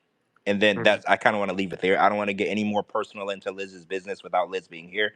So I think we should leave it there. But they broke up and then had a lease together and lived together for quite some time. True. Okay. But she's a friend of the show, so I feel like I don't like talking about her personal life without her being here. Do you feel me? Like I don't like that. I don't feel like that's fair to Liz. Sure. Okay, we can move on. It's no big deal. Yeah, I feel like we're getting too personal, and as a friend Mhm. of the show, I we love Liz, and I don't want her to ever feel like we are talking behind her back. So whenever Mhm. she's here next, we can get into that conversation with her. True. Okay, let's see what's on our next on our list. Um, let's see. Oh yeah, so Cara was hanging out with Julie in Virginia. Yeah, and I put the two and two together. They're both Virginia. How do you say Virginia? Virginians. Virginians, and I've never seen them together. So I was Hmm. really like confused by that because Miss Debbie and Molly are both Georgians. Georgians, and you rarely see them together. So it was weird to me when I saw the picture. I was like, wait, they both are from the same state. I don't know how far. I think Cara's from Charlottesville, and I Hmm. think Julia lives in Starts with a D, like Dimwitty or some shit. Dimwitty. Yes, Dimwitty. I couldn't think of it for some reason, which is how I describe Brandon's personality. He's a Dimwitty. dimwit. Yeah. So I was. It was cool to see them together. To see if they were, building a friendship, or I don't know if it was a photo shoot for them or what. But it was cool to see them together because I know they're in the same state. And a lot of times there'll be a lot of 90-day people that are in the same state that don't interact. Oh, also, I think it was Rebecca and Zied and Molly, and we never see them together. And I found Hmm. out that they live with less than an hour from each other. So I'm beginning to think there might be some sort of animosity between them two, right? Yeah. Do you think like Cara saw Julia that day, or do you think she had that photo saved and said, "Hey, I'm gonna post a photo like right before my new single comes out for attention"? See, now that I don't know because they could have filmed like some sort of pillow talk special together months ago. And like Mm. you said, this photo was on reserve for a Hmm. later date. So you're right. It is very strategic that she released her new music today and she posted this photo, The day partnership photo before. the day before. So you have to think about these things. And when they do these pillow talk specials, they bring everybody together. They're sworn to secrecy, until it's time. So they could have easily been together months ago filming a special, and now we're just seeing it. Well, if she's using Julia to get attention, she picked the wrong person because Julia's persona non grata as of the last resort. So I don't think she's gonna get too much publicity with Julia. Hmm. I agree. I think it would have been a much better choice for Yara and Kara, right? Like I feel like Yara hanging out with Kara and then them partnershiping a post would have gotten way more attention than Julia and Kara. But like they were close by. So let's say this was just a random thing. It's much easier to get to Julia than it is to get all the way down to Miami to get to Yara. Yeah, let me see how many likes my that post did. Okay, well, I'll let y'all guess. Like, guess how many in the game.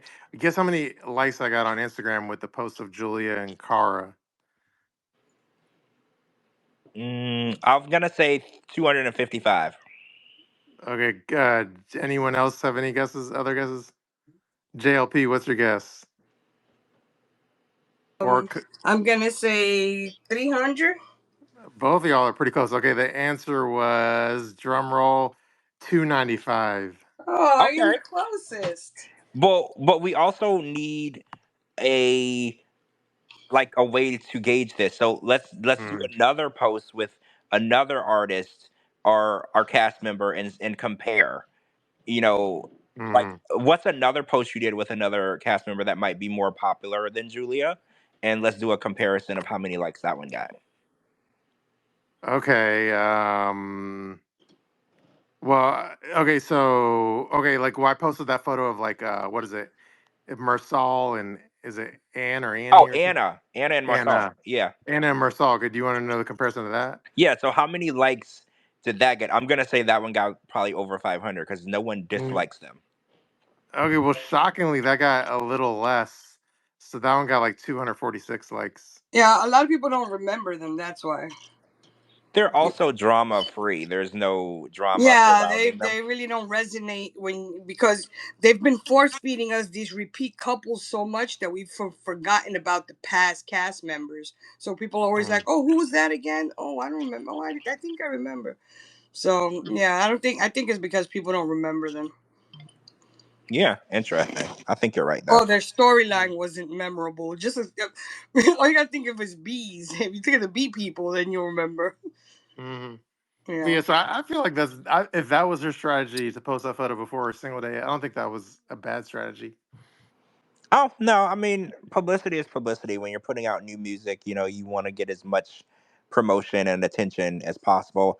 And she's been, very focused in her music and I think she can sing, right? Like there's other 90-day Mhm. artists that are putting out music and, Like, we're just and again, we're friends with her, both of us, but like, what do you think with her like obsession with, well, like, because I know she's all into like the Latin music and Latin this and that, but like me personally, I would want to see her like, because that's her forte and all her passion, but I want to see her do like not, I want to see her do something non-Latin for once. Right. Something more along the lines of pop music or something like that. Yeah, like, Something more popish, more her style. I mean, yeah, it's okay for an artist to diverse one song out of their whole album, but to like the whole album be the same, yeah. She seems like she's like, repetitive. you, you have that one friend who's like obsessed with like some kind of genre, and they're Yeah. because but it's not their culture necessarily, but like she's like obsessed with like Latin culture to the point where it's like I want to see her do some other shit. Yeah, yeah, she has to, I think she would do better in pop. Not saying that, Yeah. I'm Latin, so I don't, I'm not knocking her music, but I'm just saying she would do better she's more like a pop personality. She has that Taylor Swift attitude type thing. So she would do yeah. Yeah. more, she'd do a little some more fun music, something that her age group and her peers Yeah. can relate to a little better. You know? I mean, True. I think that her nationality is Latin to some extent, I'm pretty sure. But Yeah, she had something in there, but yeah. Yeah, she yeah, had Guillermo's penis in her. Oh. yeah, nah, Oh. she's Venezuelan by injection. So that's true. I do. I think that passion for Latin music is, I don't know, injected into her. But I remember the first time I ever heard her singing on Instagram, she was covering, I don't remember what song, but it was an American pop song. Mm. And she sounded amazing. And not that I she think she would do better in American pop. I agree. I agree. I think I think she has the voice for like American Yeah. pop. she You know? does. She does. And a lot of people don't know that she speaks more than two languages. She's fluent in lots of languages and she's super smart. I remember I did a podcast with her and I found out that she could speak English fluently, Spanish fluently. I don't remember what version of Chinese, but she could speak a version of Chinese because she lived over there for Well, years. like Mandarin or some shit. Mandarin or something. Yeah, she's very, very smart. And I think you guys are right. I think she's limiting herself to one genre of music. And I think that Exactly. pop music would be it's more widely Mm. recognized. And I think you're right. I think that she should Yeah, Yeah. because consider. think about it. There's more English radio stations than there is Spanish. So True. her music will play more on English radio than You, it would on you Spanish. get close to the mic, JLP. Yeah. Yeah, we have more English radio stations than we do Spanish. So Yeah. she can get more listeners and English music doing pop and stuff like that than Spanish. Spanish only has two stations here in Pennsylvania. So if you're Oh not on wow. any of those two stations, you're not really you're not getting listened to. And then it's like every other station, they play the same music, the reggaeton music and all these people and Natty Nat and all these other people. So she Well, would, okay. yeah, And then I know she like flies out to like Italy to record and stuff, yeah, she's which is limiting she's limiting herself. She's limiting herself. but She can do I'm better. wondering how that all works in terms of like the finances. Like who's financing her to fly to Italy to record music is my question. See, from what I heard in the past, she was self-funding this her career. But Hmm. from what I've heard recently, she's working with producers and stuff. So I don't know if it's being funded by a record label or what, but she's been working pretty closely um with a producer, DJ Husky, I think is who she worked with on her latest single, Lento. So it does look like she has more of a team Hmm. now working with her. Yeah, I know the guy in the video, like the male model type guy, was like an Italian dude. Somebody's gonna definitely pick her up because she has a good voice and she's very attractive, so she can definitely sell music. She just has to pick the right music to sell. Well, that's kind of what happens when a lot of these artists are Mhm. scooped up. What they do y'all remember there was an artist, well you know her now as Pink, but back in the day her very first album ever was an R&B album. She had the single Most Girls um and it was very R&B, and then we found out later in her career that she never wanted to record that album. She never had an interest in singing R&B, and they scoop these artists up and they tell them who to be, what to wear, how to sound, what to sing. And we found also the exact same thing happened with Christina Aguilera. We found out the first album she ever recorded with Genie in a Bottle and Come On Over, she admitted later in life in her career she hated every single song on that album, and it had nothing to do with her as an artist. But when you get scooped up, you have to be whoever these people tell you to be. And Mhm. I think you're right, Cap. They're gonna scoop her up and they're gonna change everything about her. They're gonna change the genre of music, how she looks, what she does, and then once she gets out there and she builds a name for herself, she can go back to her roots. Yeah, she can do like Drake. Drake has one Spanish song in each of his albums. she can Yeah, yeah. she can Once you get diversify. yeah, once you get your name out there, look at Beyonce. Beyonce built a career of being an Beyonce's a R&B whole group. country music singer.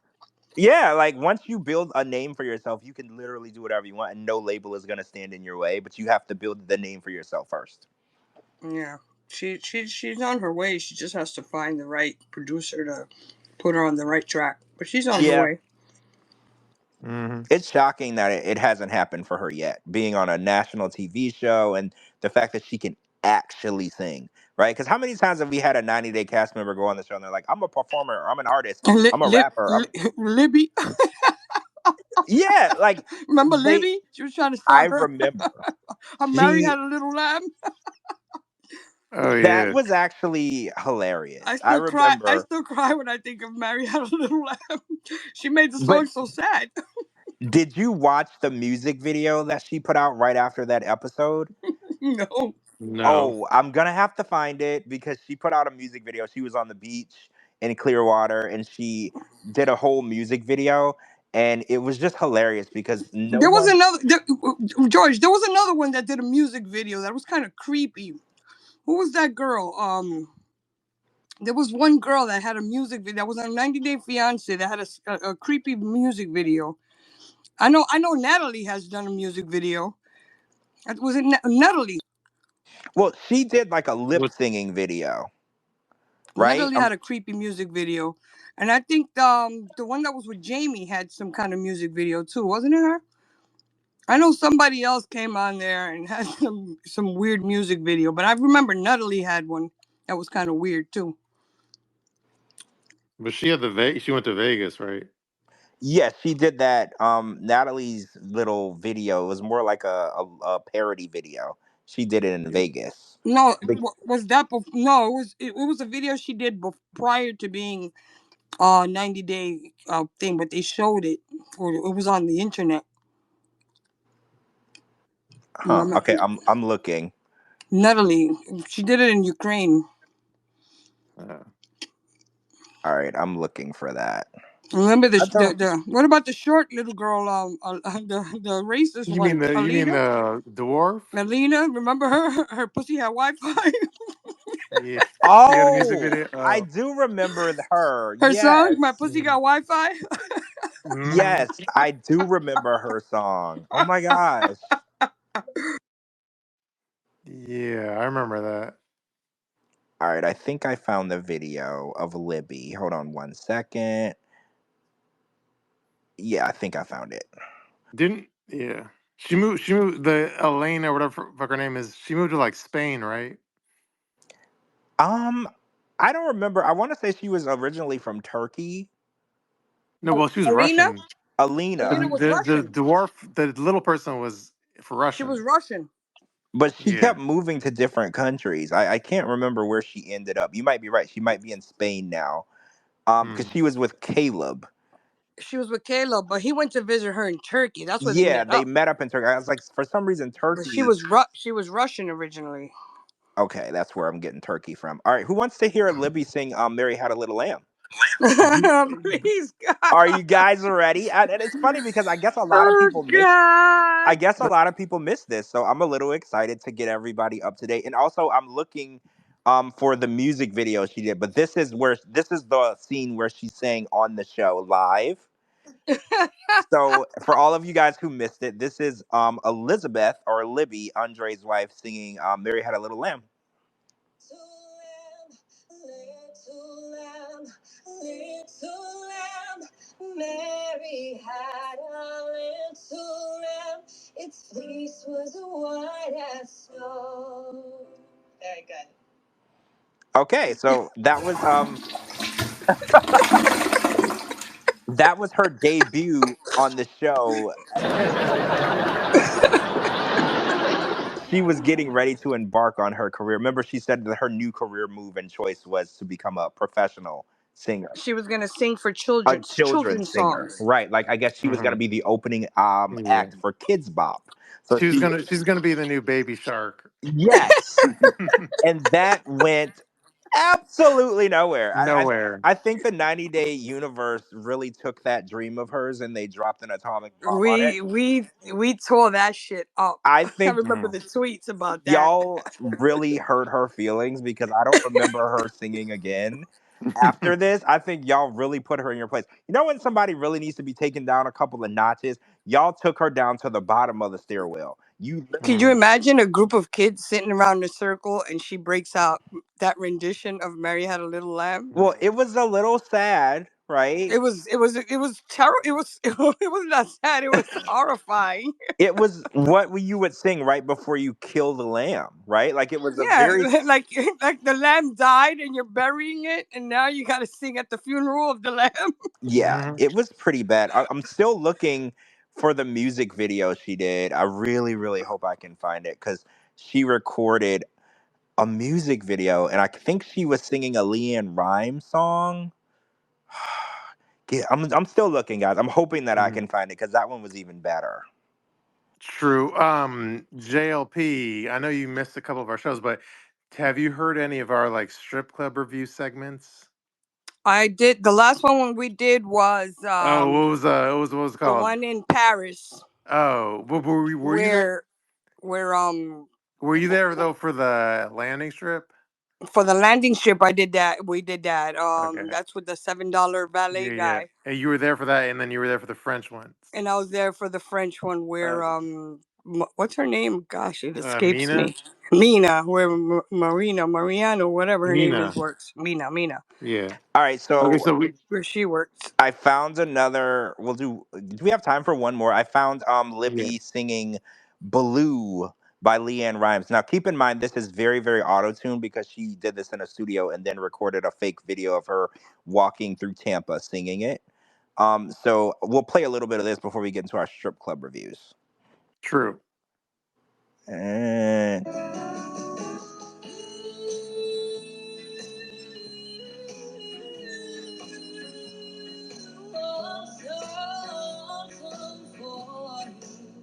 Why can't you be over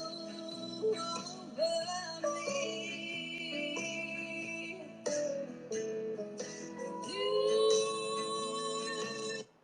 and that, you guys, is why auto tune was invented for people who My, for people she who woke up my cat.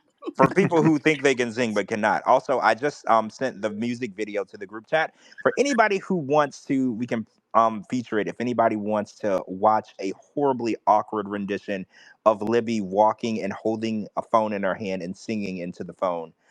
Of her lip singing to a Mm, highly auto-tuned version of Leanne Rimes' Blue. true. I know Gina's in here. So Gina, remind me, or George can probably remind me too. Which reviews did we do last week? Oh, last week we did the 8 Mile Oh Strip yeah, Club, yeah. which was actually Oh yeah. really fun because all of the reviews last week, people really, really loved their food. The Yeah. girls were literally the worst thing they've ever experienced in their life, which is weird for a strip club. But everyone who commented on the food, the only negative comments were you didn't get enough shrimp. Yeah, like the build your own pasta bowl sounded very enticing. Yeah, everybody was like, I'm just here for the Wednesday night build your own pasta. I could care less who dancing. Like, I'm just here for the build your own pasta, which I don't know. Does Olive Garden even let you build your own pasta? That sounds I don't, really cool. yeah, is it weird that I want to go to a strip club in Detroit just for the food? It's in Detroit. I'm sure you're not going there for the women. Uh, Oh! based on the reviews, I Well, agree. Yeah. and if you live in Detroit, we apologize in advance. I'm So sure yeah, there's I some have. hot. Okay, so we have two review batches lined up for tonight. So do you want to go to the Hong Kong reviews first, or do you want to go to the Joker's Comedy Club in Toronto first? Wait, Joker's Comedy Club in Toronto. That's where Angela appears. Oh, that's the place where she constantly does appearances. Okay, I would like to start So I there. feel like that could be the appetizer, and then the Yeah, Hong I want Kong to one would start be the there main dish. because Yeah, do that we've one. She always, was in a video recently. I mean, I saw a post of her dancing on stage. Angela Dean, right? Yeah, Dan, probably a dan- Joker's, right? I yeah, think dancing on stage and twerking and I stuff. think that most recent video she was doing an appearance at someone's job. Um, And she was twerking on yes, stage. There was another girl with her there. yeah, I saw that. I think that Yeah. it was. I don't remember where the person said they worked, but their job hired Angela as the entertainment for like a event they were doing. Interesting, right? My job wouldn't do that. Would your job do that? No. Not hire. They probably wouldn't hire Angela. Right? Mhm. Probably not. They might hire Caesar to do nails. It's like celebrity nails. No, anyway. Okay, all right. Let me find the Joker's reviews. Let's see. So just the preface for these are like the funny part of these is like are it's not like so the initial review on these isn't necessarily the funny part. The funny part is like on Google reviews when somebody leaves like a 1-star review, the like business replies and like response to the complainer and like claps back. Yeah. Yeah. So the funny part on these reviews is not the initial review. The funny part apparently is when the business who's all on top of the Google reviews, they respond to all the shitty reviews. So that's the funny part is the responses. So that's a preface for these. Oh, okay. Okay, all right. Let me pull them. Let me read them real quick. All right. I'm gonna start reading these. Okay, y'all ready? Yeah, I'm ready. Okay. All right. Here we go. All right. This first 1-star review. 1 star. This is for Joker's Theater and Comedy Club in Toronto. Coe says 1 star, very disappointing. The comedian is very rude, discriminating, and I need to tell you, your joke is not even funny. Low lever and makes everyone sick. I don't know why the restaurant hires such a trashy person on the stage to entertain people. Okay, and then this is a response from the business, like the business response. Hi, Coe. Thanks for the review. Sorry to hear the comedian didn't tickle your funny bone. Maybe next time we'll try knock knock jokes instead. We promise we're not trying to make anyone sick, except maybe with laughter. We're working on it. Hope you'll give us another chance to serve up something more your taste. Our nachos at least are a crowd pleaser. So that was the response from the business. All right, here's the next one. So don't worry, hopefully you get better. All right, let's see. This is the next one, is one star review. It says, "Hi everyone. I want to express my disappointment with the service and customer treatment at this restaurant. On March 8th, which is International Women's Day, my friends and I visited this restaurant for a stand-up comedy show and dinner, but we were highly dissatisfied with the reception and overall experience. I strongly advise against supporting this restaurant. The owner, an Iranian man, displayed unacceptable behavior towards Iranian women using inappropriate language while treating non Iranians with kindness. It is evident that this individual holds biased views towards Iranian women and should not be supported. Let's work together to prevent such unethical behavior from happening again." Okay, and then the response from the business was, quote, "Perhaps you shouldn't try to sneak beer and alcohol into our licensed establishment." Wait, so they knew specifically who wrote the review? Apparently, and I guess they snuck in beer and alcohol. Oh, so this is like an ongoing feud between these. I feel like this is something going on for a while between these two people. I don't know. Okay, here's another one star review. "It's one of the worst clubs I've ever seen. The management is terrible and the team is just bad." And then the response is, "Hi, after you brought," this is the response from the business. Hi, Misham. "After you brought your canned beer from outside into our licensed establishment, we told you you could not do that. You weren't happy at being told this. Then you apologized as you left.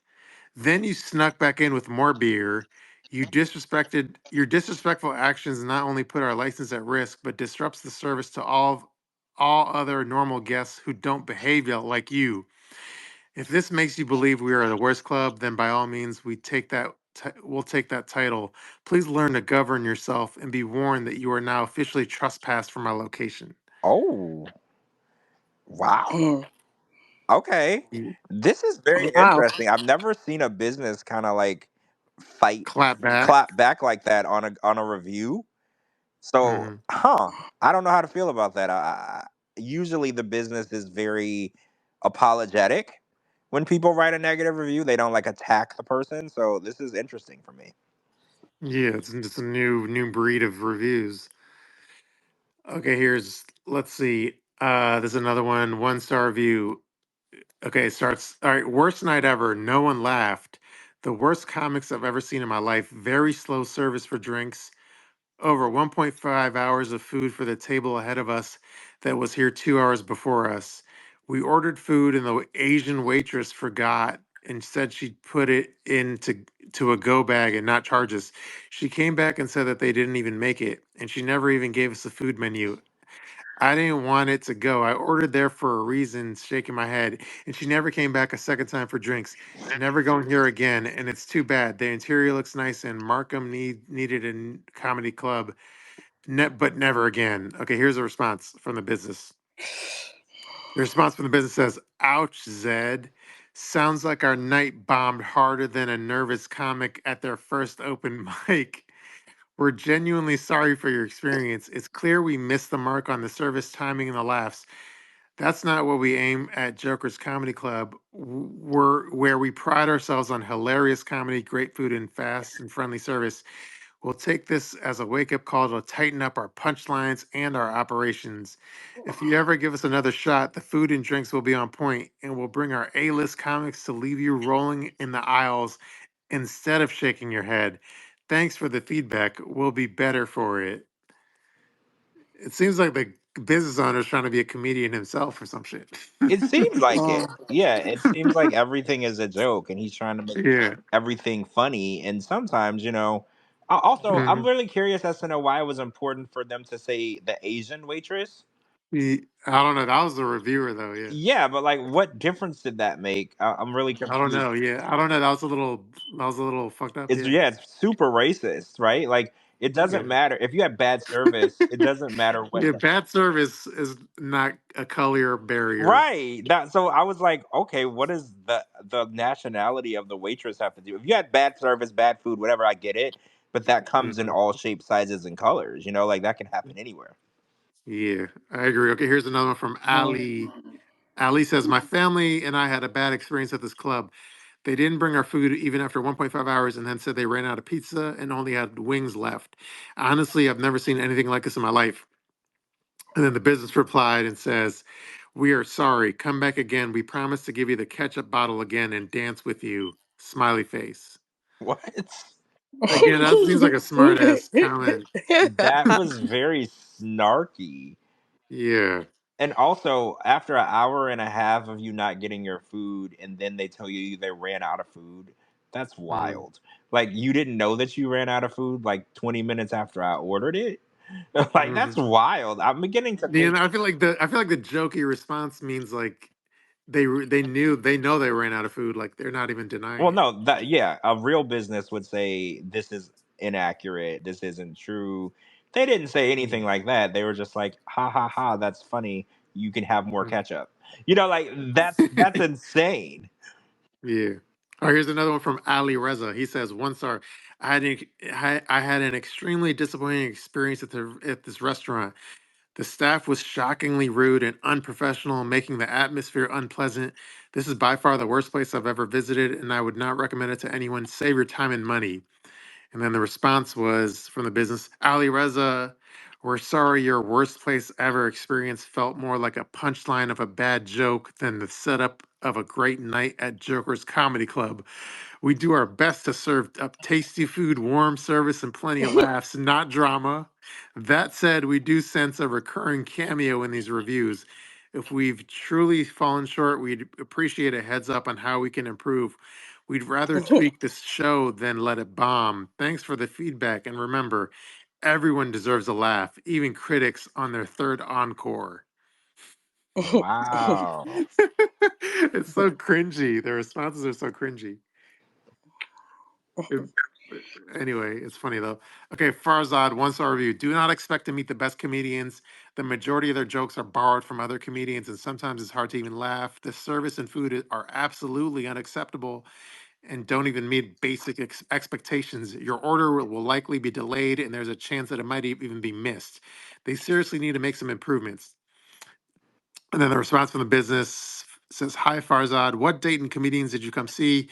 Like the other fake reviews, we have no record of you ever buying a ticket or attending our club. If you like, call us at, and then it lists the phone number. So he's saying it's like a fake review. Hmm. Mm. So how do they know every single person that bought a ticket based on a Yelp review? Like, so how much personal information are they taking? Because I'm pretty sure it's illegal to take too much personal information from each person. Because, I don't know. They must like look at the name of the reviews and look up anyone bought a ticket for a show and well, less. I go to places in groups. So sometimes, like, one person in the group will buy everybody's ticket and then I'll pay them Mhm. for my ticket. So they would never have record that I was there, but I was most definitely there. True, that's a valid point. All right. Should I keep going with Jokers? Yeah, we can do some more of these before we get into Mina's London strip club. Or wait, No. It's gonna be It's Annie's Annie's Tijuana joint. oh, we're going to Hong Kong Tijuana. Oh, that's Hong even Yeah, Kong Hong Kong Gentlemen's that's Club even in yeah, better. Tijuana, Mexico. That's even yeah. better. Okay, Yeah. let's do these Jokers. I guess finish these Jokers. Okay, Joker says, terrible experience to make an online order on their website. The estimated delivery time that showed up was 2 to 2:30. I ordered my meal at 1:50.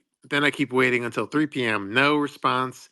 The call, and I noticed that the restaurant is open at 5 p.m. So why the order can still make this person's English is kind of fucked up. So why the order can still make it can make but need customer to wait until the restaurant open. Also, the terrible estimate arrival time. That's only a fake information. So yeah, that English is a little fucked up.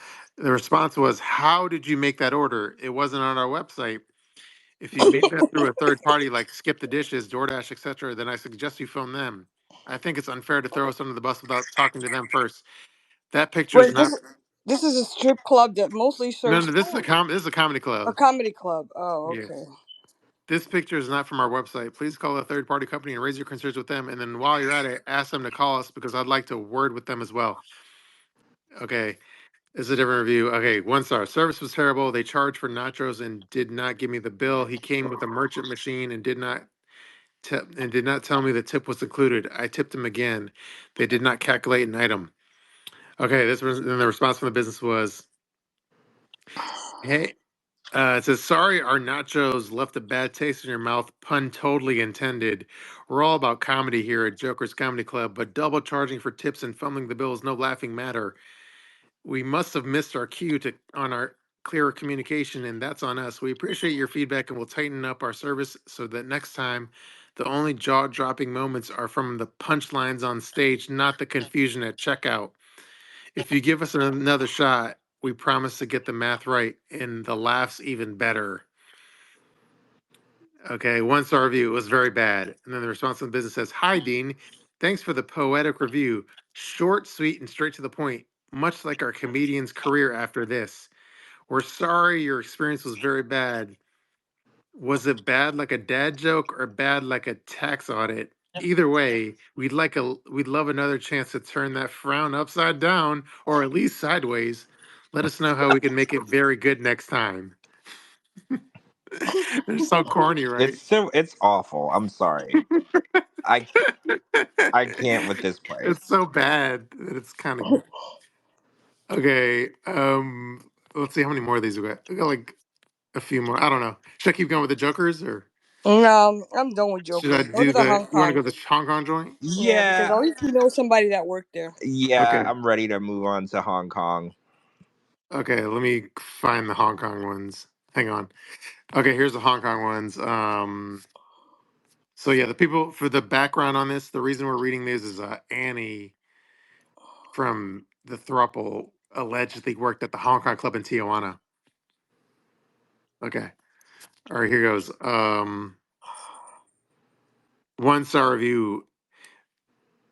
It says, I expect to pay Mexican prices, not American prices, if I'm traveling and crossing the border to offset the hassle of my round trip adventure. I don't know about you guys, but I don't like getting milked. But we can Oh, take the power back by not letting them take us to the laundry cleaners. The only way to let good times roll again is to withhold the money, and I'm sure they will come around. Make Tijuana great again. I'm withholding my dollars until it happens. Regards, people power. what? No, he didn't say make Tijuana great again. You did. Wow, That sounds like a MAGA guy though. it he's did. he's pissed. He's pissed. Yeah, that was. I guess so. Yeah, these that was already better than all the Jokers reviews. Yeah, that was definitely better. Now I Okay, wonder if they pay in pesos or in dollars in Tijuana. I don't know. Okay, next review. This is from Thom, like Thom. He says, this place is now awful and expensive for 5 reasons. Number one, crack cocaine. The girls are now cracked out. Number two, high prices with bait and switch. Now it's 125 for 30 minutes plus 65 for room. Ridiculous. Number three, bad attitude. All the girls on the mobile, no talk. Number four, angry with bad service. Number five, ugly. Girls now very ugly and dangerous. Number six, number six, cost of alcohol went up there. Don't go to Tijuana's. It's very downhill. In Hong Kong, Hong Kong is drug infested. Oh my god, it sounds horrible. I know. Oh, One 1 star review. Ugly 1 star review. That's one sentence. Ugly girls asking $200 almost made me laugh. That was it. asking Um, $200 for what? I have so many I, questions. I don't know. Like, what does the $200 get you? Like, now I'm very curious as to what's going on with that. Oh Mm. my god. Okay, here's a 1 star review from Tanner. It says the girl I was set up with overcharged me from what I was supposed to pay. Didn't deliver her promised services. Parentheses. She did close to nothing. Made me order her unnecessary expensive drinks and had the nerves to keep up selling me throughout the session. She had a good attitude until I got her up to the room. Then she completely changed and had a terrible attitude and was very demeaning to me. I was completely and totally ripped off.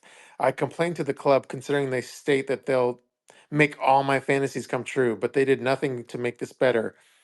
I spent a lot of money at their club beforehand, and they made me regret it because then I would have at least recouped some of the money that girl ripped me off for. Never coming back. Thank you, horrible Club Tijuana. I now hate Latinas and probably won't be coming back to Mexico anytime soon. Whoa! Oh my God.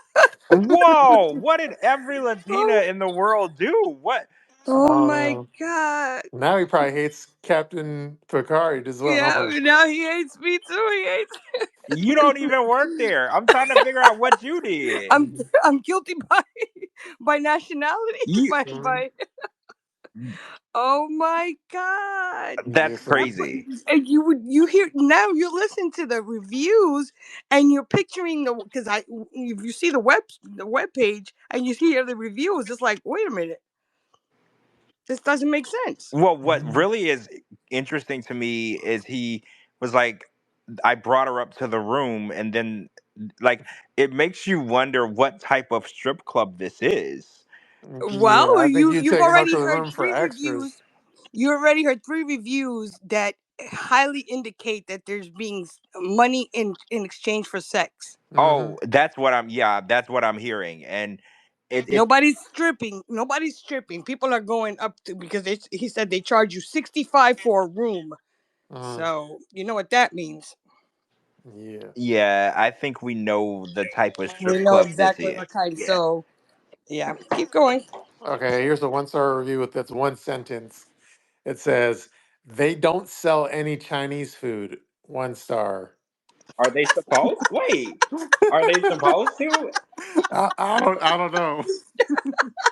The name of the Oh, club is Hong oh, it's Kong. They called thought they were gonna Hong. Oh, get Hong Chinese food. Kong strip But club. I think the Hong Kong name, it's not It threw necessarily. it threw the person off.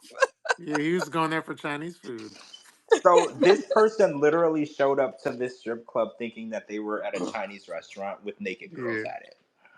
Oh my exactly. God! He walked in. He said, "Nope, this ain't the place." That's pretty funny. All right, let's see. All right, 1 star. 1 star. Stop pressuring customers to drop money when they aren't feeling it. 1 star. Chinese food isn't that good. So wait.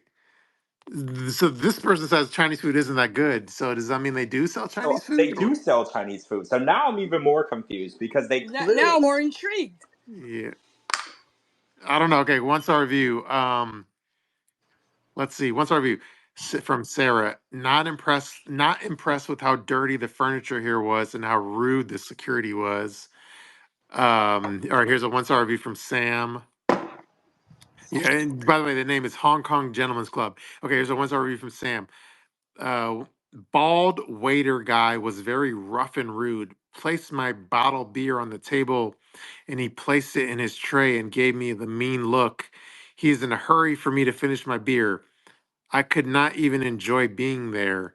The ladies are extremely beautiful. It took one. Okay. Okay. It took. Oh, okay. The ladies are extremely beautiful. I took one in VIP room and she kept asking for more money. She smells like sweat, like sweaty feet. If you want to be a walking ATM, this place is perfect for you.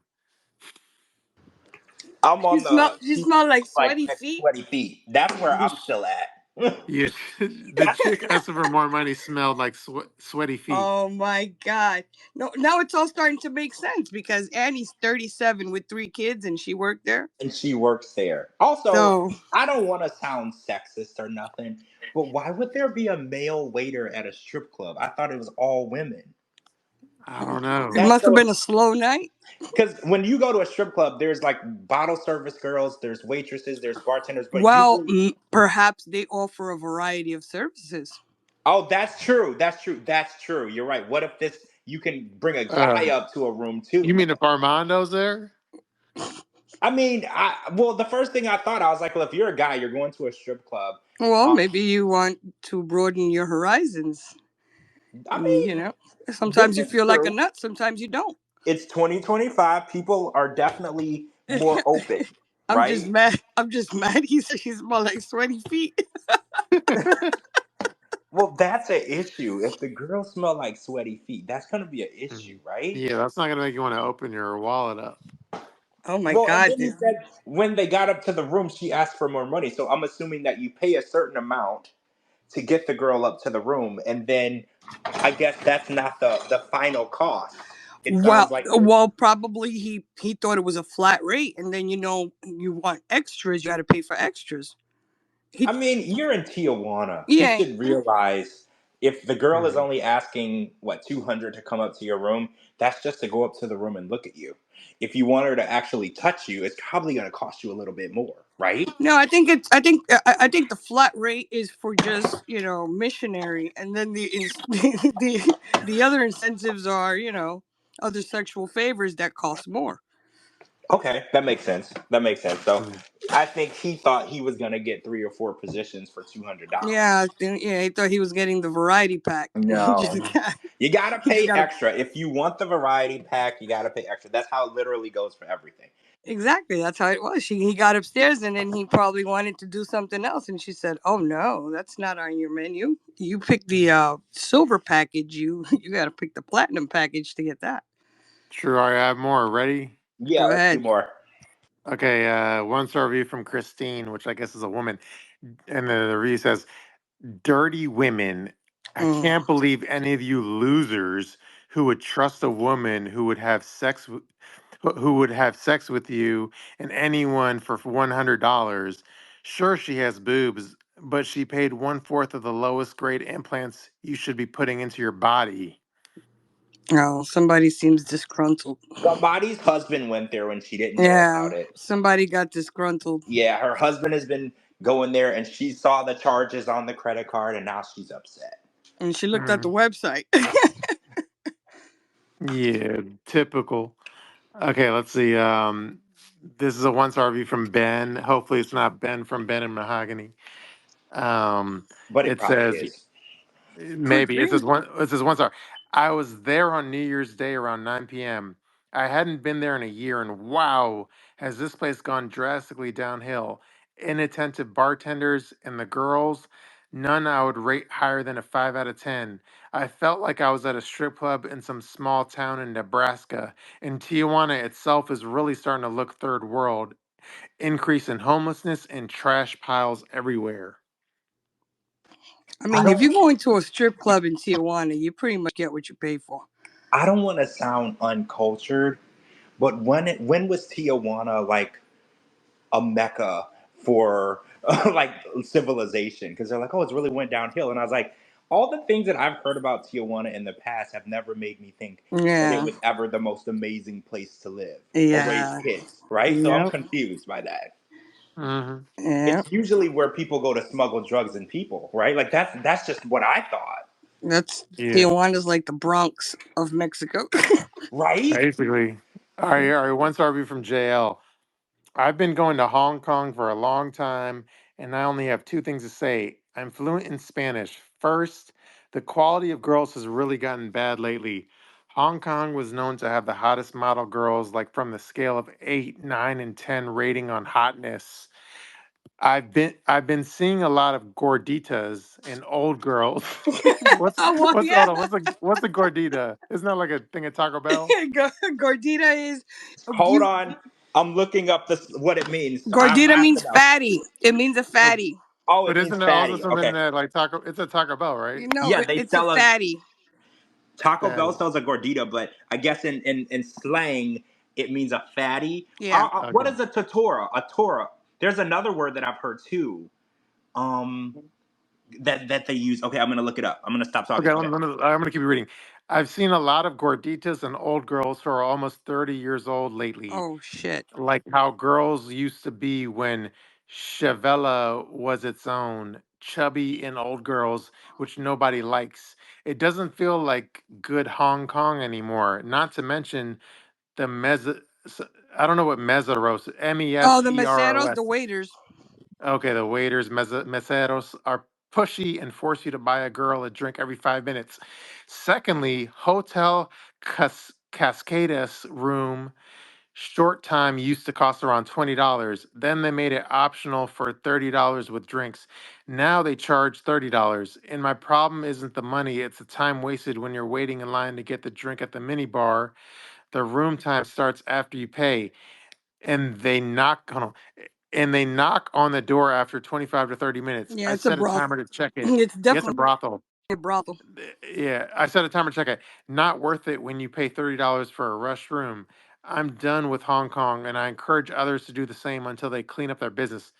Yeah, they have like so apparently they have these short stay rooms for 20 like minutes for for a room? What yeah can you do in for 20 20 to minutes? 30 minutes to fuck real quick, I guess. Yeah, it's a brothel. It's Well, definitely a for Eh, brothel. for some guys, that's plenty of time. True. That leaves time for conversation. Right. I know Mm, some women who have told me stories where 20 minutes would be well over the time that guys need. mhm. All right, one star review from Hunter. Ugly girls asking $200 almost made me laugh. Oh, jeez. So they're considering all the girls ugly and their prices are too high. I'm $200 seems like a steal. Well, did you see? Did you see in the episode where they're introducing Annie and her friend is talking to her, the other stripper, the little heavyset one? Yeah, she was definitely a Wednesday morning stripper. I remember that scene. Yeah. So that's what they're describing as the strippers at Hong Kong. Yeah, Mm, Shabooty, you remember that scene? They were getting dressed in the mhm. behind in the back of the club, and it was her and her friend, and she was talking to the Oh, girl about Matt and Amani, and it was like mm, a really thick stripper. mm. Yeah, like not really shapely, Right, she with the brolic. shape, but none of the shapes looked like any of the shapes we learned about in school. Oh, Yeah, you know what brolic. I heard about that scene though when they filmed that? I heard they like that wasn't at the actual club. They like rented a studio just to film that scene and make it look like a club. Wait, they weren't actually at the club? No, they weren't actually at that club. They just like TLC or Sharp, whatever, hired like a studio and they filmed it like You a know fake what? club. That makes sense because I don't know how legal brothels really are. Because even in Mm, Mexico, like I don't know if you can just go filming inside of a brothel. Because just because you're there and you're like participating, it doesn't necessarily mean you're doing things that are not illegal. So that actually makes sense. yeah, so they rented a studio and then filmed that scene. And there could also be a lot of people, present at the brothel that don't want to be anywhere near cameras. Yeah, not everybody wants to be filmed. We already heard from one disgruntled wife Yeah, not everybody wants to be linked to Hong Kong Club. Like there are some people there that are there at nighttime when other people. that are there for the Chinese food, Yeah, they're there for the Chinese food and nothing else, is what they're and telling their that's it. wives. Absolutely nothing else. True. Well, that was all of our reviews. There was another review that had a photo, and I know this is like not a politically correct term, but the only other review that I didn't read, it had somebody posted a photo and they called it like they said it was like a man boy. Okay. Oh, Yeah. So yeah. okay. Okay, now we have 115 comments. Do you want to read some comments? Yeah, let's get some comments. Let's see what everybody has to say about, especially about the Hong Kong strip club. I'm really interested in some responses on that. Okay, I'll go Yeah. for. Did Coco been ditched us? Yeah, she texted the group chat and said there was a personal family issue and she had Okay. to dip out early. So I hope everything is good with Coco and Mr. Coco. Hopefully, it's nothing serious. Okay. True. Okay, here's some of the comment section. Um, okay, somebody says it's not legal, which I think is reference to whatever's going on in this Hong Hong Kong. Kong. Uh, Christy says $200 is American prices. Laugh out loud at Hong Kong. And then this comment says Panza, Grand Panza, Gorda, and Gordita. I feel Amazing. Also, like I looked it up and there's a term torta that mhm, also means fat. Torta is like a cake, like a round it's like a bun, like not a torta, like a cake like type thing. Gorditas Fritas. No, a torta is like a tortilla type thing, a round flat bread. Mm. Well, I just okay in the chat. I just posted somebody's comment, which had a photo of some food. Um, Yeah, Chrissy says it means fat and it's a Mexican dish. Um, this comment's from Gossip Girl says TJ has only ever been a nasty ass place. Laurie says my stomach hurts from laughing at the strip club reviews. Smelly feet. You imagine paying two Mhm. hundred Oh bucks my God. and you get up to the room and she smells like feet. Can you imagine? Oh, And you got that's 20 minutes to I do know. it. Right? I'm gonna hold my nose for 5 minutes. Hopefully, we'll be done. Okay, Christy says, "Here's room. Sounds like a brothel. Good attitude means willing." Gina says, "Yes, George. I left those reviews out regarding other matters besides strip clubs." Christy says, actually, no, that's stupid. Let's see. Torta is a cake, Hmm. and then Gina No, says I torta. Googled it. I said, what does torta mean in slang? And it said an overweight woman. Y'all Google it. I'm Mm, telling you, I didn't make it up. No, in true. slang, yeah, you're Yeah, in compared to slang. a I big didn't. cake. Also, You're compared to a cake. so Hmm. they call overweight women cakes in that language? That's weird, I right? mean, have you seen a cake? Well, in America, a woman with a nice ass, we call those cakes, right? I feel like. Yeah, but if it's a torta, it's probably not going to have a nice ass. Oh, okay. Okay, I got you. Basically, you're shaped like a cake.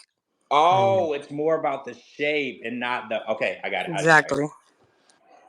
true. Okay, Christy says, um, I think this was like a Chinese food joke, but they said if there's no Mugu Gai Pan at Hong Kong, we not going. I'd have to Google it, but okay. That's some Chinese food or some shit. Let's see. Let me give them a follow. Okay, Gossip Girl says there's no stripping, just a bottle of hand sanitizer and a roll of paper towels. Oh Meaning my you God. fuck the paper towel. I don't know. Sherry says, "Oh my God, make Tijuana great again." Um, That was hilarious. true. And Chrissy says on the border, it's usually a bit of both pesos and U.S. dollars. Um, Chrissy says everyone hating on all types of artists tonight. Sherry says, "Oh my God, the customer brought his own beer inside."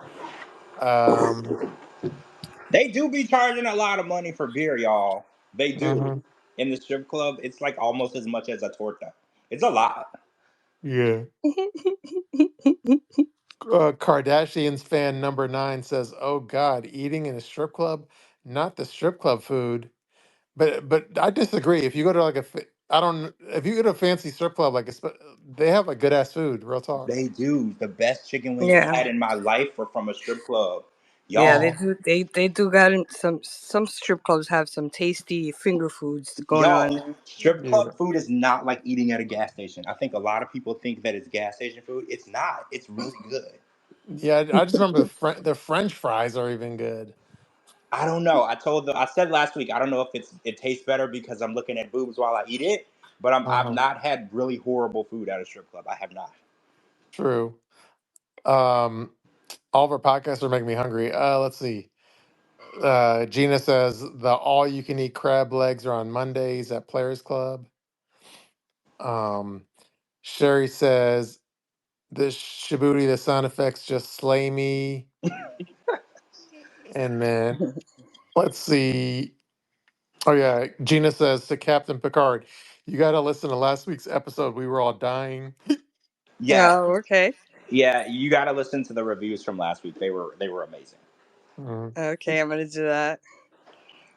And then let's see.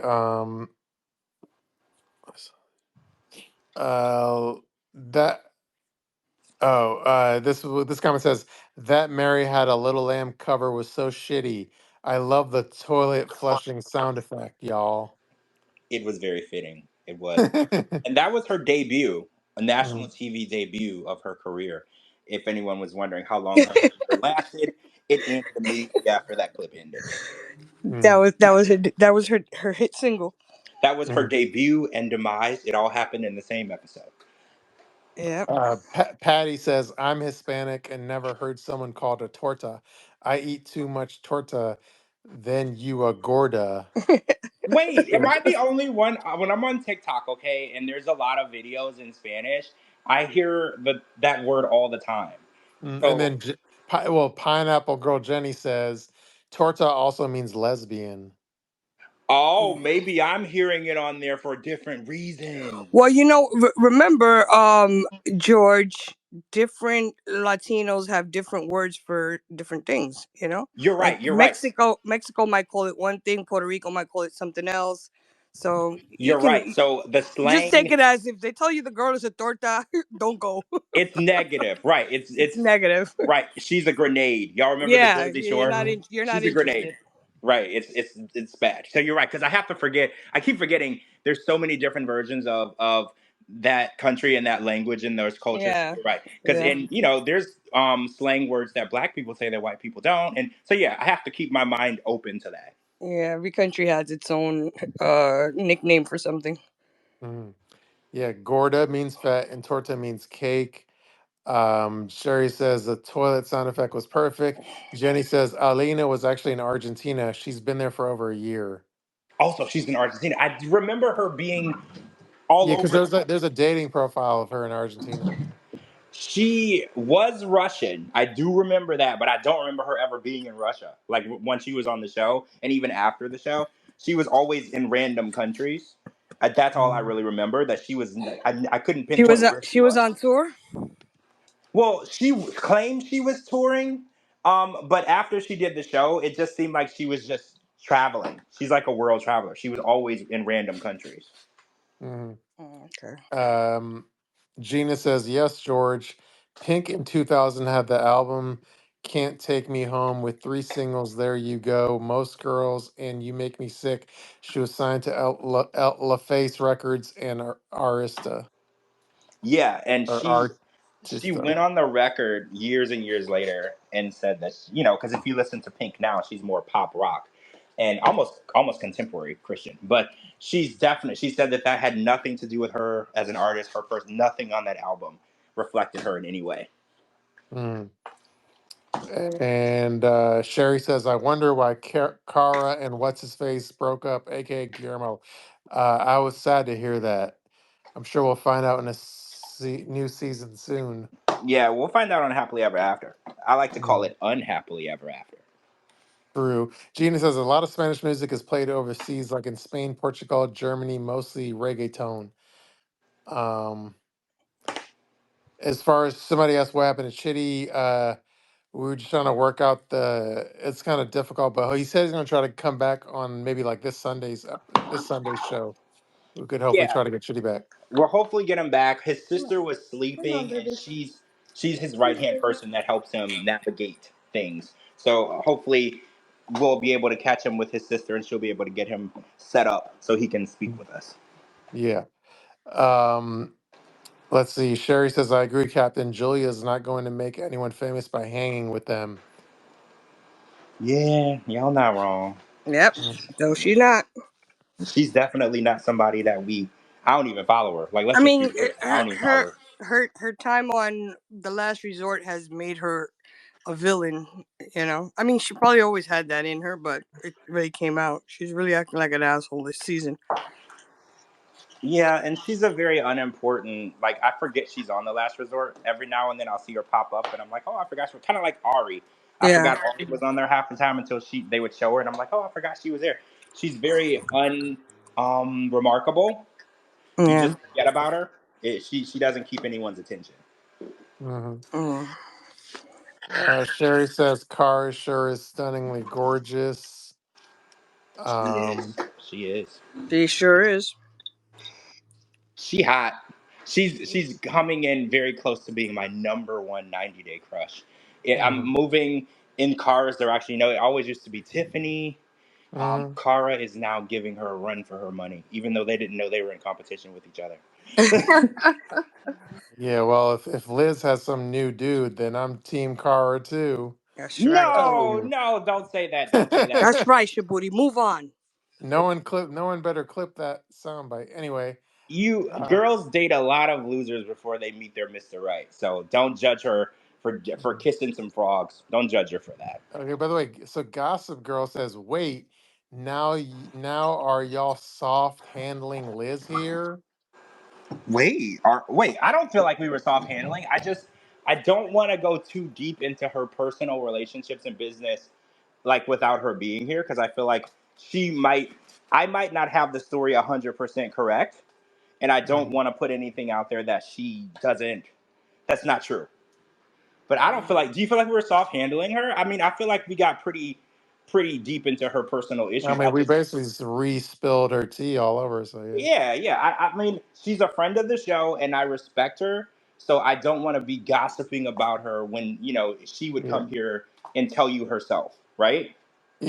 I think the only thing I've done is like if I just know like if I make an Instagram post, it's kind of it becomes not to sound full of myself, but if I do like an Instagram post on Liz, it becomes like world news and shit. So and since I'm friends with her, unless she wants it out there, I'm not gonna put it out there because I put our friendship before making world news. I don't know. I don't like that word though, soft handling, because I feel like we give y'all the real tea. We're not like Yeah, sugarcoating stuff. we're still like spilling the tea on our podcast. It's not like we're not talking about it. Yeah, I think us avoiding the conversation of her not being with Jay anymore would be soft handling. I think we gave you the information, but we also didn't judge her or say anything negative. She'll come Mhm. on here and explain it, right? Like for some of the people, we will tell you what is going on because they wouldn't come on here and talk to us. Liz would tell us her side if we asked her to. True. Sherry says, Shabooty, you have to hurry up and ask her out now. I mean, I do think you have to. Okay, so I had this conversation with a friend of mine the other day, and I hate to say it, but it's 100% real and true. As men, we have an expiration date when it comes to women, and if you don't show your interest in a woman in a certain amount of time, she will friend zone you. So, Mhm. and it's like, I know you want to be friends with a woman, you want to build a friendship and a bond, but women look at it as if a man is around and she's interested in you and you're interested in her, she gives you a certain amount of time to make a move. You're right. If it's like if you're friends, or even yeah, if you're friends for a while, it's like you're stuck there pretty much. Well, because for some weird reason, if you don't make a move on a woman in a certain amount of time, she assumes you're not interested. And sometimes you don't make a move, like for instance, they're in a relationship or they just got out of a long-term relationship and I hear feedback. And you're only being respectful, but they look at it as, well, if they were interested, they would have made a move by now, and you missed your shot. Hmm. So I don't want you to miss your shot, right? But the real question that you have to answer is your friendship with her more important than building something else? Because that is something that you're risking. Because sometimes when you bring it to another level, you can't ever go back from that. Hmm. So that's a personal question that you gotta figure out. True. All right. Well, that could be a whole nother show, but let me just go plow through these comments. Um, Gina says, "I don't think Shabuti wants to ruin the friendship either." That was from an hour ago. I mean, I agree. I think that you value the friendship. No, like I know people always say shoot your shot. To me, I'm one of those people where it's like I don't do long distance relationships because it just doesn't work for me. So Not like to even me for that the right person. like if they want to do long distance where they're coming here, sure, but I ain't trying to fucking fly all the way to fucking Seattle, Washington State. No. Well, think about it. The origin of the whole show, Mm. 90 Day Fiance, is based on people who Yeah, well, do long I'm the distance. one snarky 90 fiance, not starring on it. I'm But surprised by that. I'm surprised that you wouldn't consider building a relationship with someone unless they're local. I'm kind of surprised by that. no, I'm not a long distance person because I feel like I got to see that person like regularly. Otherwise, I'm just not interested in that relationship. You know what I mean? Oh, well, that might be why you haven't shot your shot, obviously. But Liz Yeah. doesn't have like ties to the location that she's in. Hmm. So, she moved there for someone and they're not together. So the idea of her moving somewhere else might be open for discussion. I'll just put that out there. True. Well, yeah. I appreciate all the advice, everyone. Yes. We here Well, at 90 Day uh, Fiance Fridays, we ship you two together. yeah. So By next episode, I'll try to have a Liz song. I'm gonna try to have a Liz song out there. yeah, I want Release. that. I want that, and I Yeah. want her to listen to it, and it needs to tell her how you really feel. Yeah, I'll try to do that, and hopefully, I don't know if like making fun of Big Ed will ruin the romance part of it or not, though. But Well, that's necessary though. yeah, It's yeah, necessary. It has to be in there. yeah. So either way, I'll try to have a Liz song for y'all out very soon. Stay tuned. Um, let's see. Anyway, let's see. Sherry says Shabooty, you and Liz would make a cute couple. Um, Wild Child says you will be up for a CMT award, which is country music. I don't know what the T stands for. CMT, It's like a country country music something. music. Country music television. Ah, Yeah. yep, there it is. There it is. Okay. Um, Gina says, "Oh my god, I love the theme song." Oh, and then if you want, George, if you want, I could put like the first like 20 seconds of the theme song at the intro of the podcast recording. Maybe I don't know. Yeah, let's test it out and see how it does, and if it sticks, that'll be our official intro, right? True. Yeah. I'll try to work on that.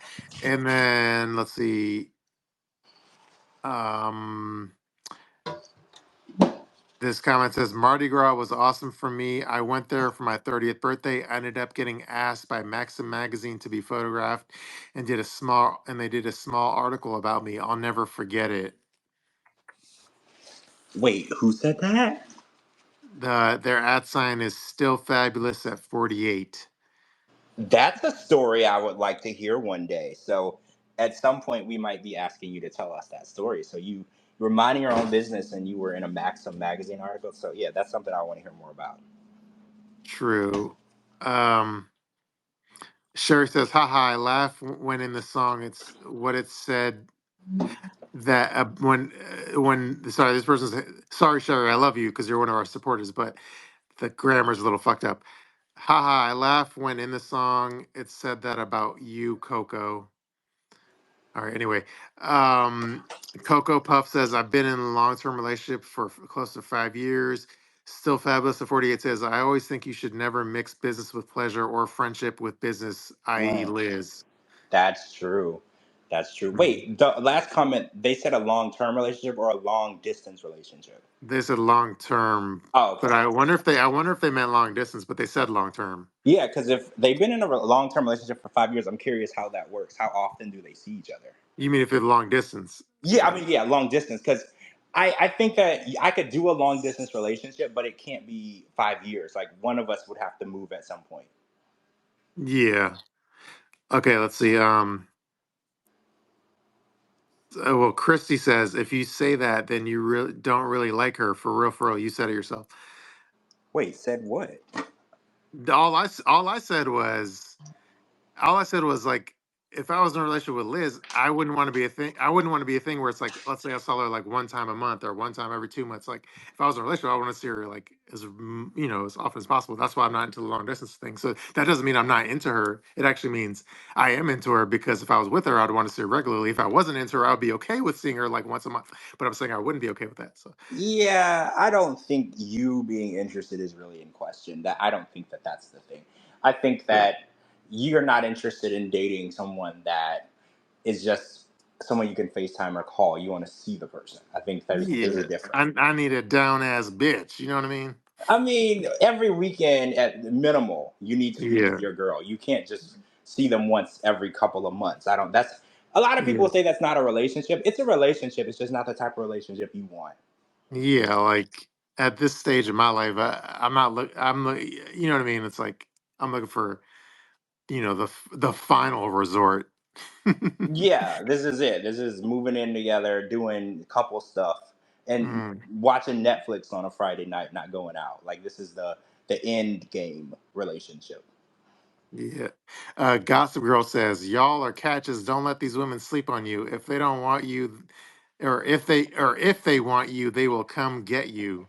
Oh, Um, I mean, Lana asked Shabooty, "Are you shy with women?" And the answer is no. I'm just like you know, when you've kind of done everything under the sun, you're just kind of like, you're just kind of like, you know, when you've done it all and you're just like, blase, blase, blah. I don't know. You come across as a shy with women Mm, guy to me. Oh, Like if I don't know them or I don't have any rapport, maybe, if but you were in a bar, you wouldn't approach a woman that you've never met, right? okay, yeah. I mean, like I said, if I know if it's a stranger, you're right. Like I would be shy, but if it's someone that I know them on any level, then I wouldn't be shy. You know what I mean? Yeah, yeah. I don't think that you're one of those. There's some No, yeah, guys. I'm not the guy that like m- chats up strangers and Yeah, you know. there's some guys that go to the bar alone and just talk to random strangers all night. I don't. That's not you. No, I yeah, don't that's see that. no. I'll admit that's not me. No. But I'm the guy where it's like you know me, I know you, and like even if it's our first date, then I have no problem like doing my thing as long as we have like a rapport. You know, like if you already messaged them or texted them or chatted with them, then Yeah, yeah. I'm a different person around strangers than I am around my people. Like I'm way more Mhm. fun and relaxed around my people. If I'm just meeting someone, I'll probably be on my best behavior. To Mhm. say, I mean, a little bit. I'm gonna be myself, but I'm not gonna say and do the things I would do around people that I've known for years. You know, because I say with my friends all the time, if we released our group chat text, we would both get arrested the way we talk. So I'm Mhm. not gonna just be myself around strangers. You know, I have to know you. Patty says, Shabooty, she was with Big Ed. You have nothing to lose. This is true. You everything is an upgrade from there, right? So you're automatically 10 notches above where she was at. Yeah. And then Gina says, shoot your shot with her. Laurie says, Shibuti, you will never not be hashtag Team Liz. Pineapple Girl says, correct, Captain Piccard. I'm Puerto Rican by ethnicity, but grew up in Miami, so my Spanish is more Cuban. And you're right, there are words like papaya that is a fruit, but to a Cuban, it is actually a woman's vagina. Laugh out loud. What? I didn't know papaya's I've vagina. never heard that one. That one I haven't heard. I don't go to Miami as much as I should though, but I haven't Mhm. heard that one. Lana says, I think Liz may be intimidated by Shibuti. You're pretty big in these streets. I don't know. Liz is pretty famous, so she meets a lot of celebrities and shit. I mean, I don't. I think that you're both in the spotlight, right? So I feel like that should help the situation. I always believe if you're dating someone famous, you should also be famous because I don't believe in imbalance in the dynamic. Like Britney Spears is Hmm. always dating non-famous guys and she can't find a relationship to work. And lots of celebrity women go through that. Like Beyonce and Jay-Z, they both had a level of fame, so it seemed to work. I think that your level and her level obviously are a little different, but you're in the same, you run with the same circle, right? So I feel like it would work a little better than if you were just a regular normal person with a private Instagram account that never talked to anyone. I don't know if Hmm. that would work. Yeah, no, yeah, like a nobody on Instagram with 5 followers wouldn't be able to holler at Liz. Well, a lot of women will say it's not true, but I believe you. A lot of women will be like, "No, I'm not like that. If you're just a regular guy, I would listen to." No, I don't think that they would. I think they're full of Mhm. crap. Okay, Sherry says, Shibuti, you are so good looking and kind that Liz would be crazy not to hop on a plane and make it official. Okay, I'm Uh, gonna let me save that tweet yes, screenshot that. Let's for inspo. screenshot that. Let's see how this ages. It can age well, right? Maybe that'll age Mhm. well. Yeah. Still fabulous at 48 says that's the problem though. Most people when they begin dating, you have to meet their representative in around 5 or 6 months. You meet the real person. You That's should true. be yourself from jump. No, she's right. She's right. That's why a lot of relationships don't last because you're on your best behavior and you aren't yourself, and then when they meet the real you, they either hate you or like you, and it can go either way. So no, that's 100% accurate. Hmm. Jenny says, "The fuck you mean watching Netflix on a Friday night, George? He better be hosting this podcast on a Friday night, Liz or not." Okay, Saturday night. Saturday Yeah. night. You're Well, right. no, in the perfect world, we'd have Liz as like a in-person co-host or something. Well, yeah, she would be a part of it. You know, y'all would Yeah. both be hosting it, co-hosting together. that's the end game, right? It's she would be doing the same thing as you, and you would both be enjoying yourself. Oh, by the way, Coco Puff says long distance for 5 years. See, that was what I thought. So I'm interested in that. We'll have to talk about this long distance thing on another show because I'm really Mhm. interested in how No, long distance. you know what's annoying too in like a long distance relationship is like when one person is doing all the traveling and then the other person doesn't, and that Yeah, can be a drain too. that too, because yeah, you're taking the bulk of the financial responsibility too, because traveling is really expensive. So Mm, yeah, I think that it would have to be I was there last time, you got to come to me this time. It has to be a give and take. I agree with yeah. that. But for her to be in a relationship for a long distance relationship for 5 years, I'm wondering, do they ever have any intentions of one moving to the other? That's what I'm worried about. So what are they working towards? Are they always going to be in different places? Because for me, we have to have a date or a timeline of when we're going to eventually be at the same place at the same time. Otherwise, I don't see a future. Mm-hmm. All right, I'm going through these comments. Let's see. Um, Now I guess we're going back to the strip club comments. This is there's no stripping. Just oh wait, we already read that one. Sorry, I'm like I'm my bad. I'm like accidentally reading older comments. Let me find where I left off. Hang on, everyone.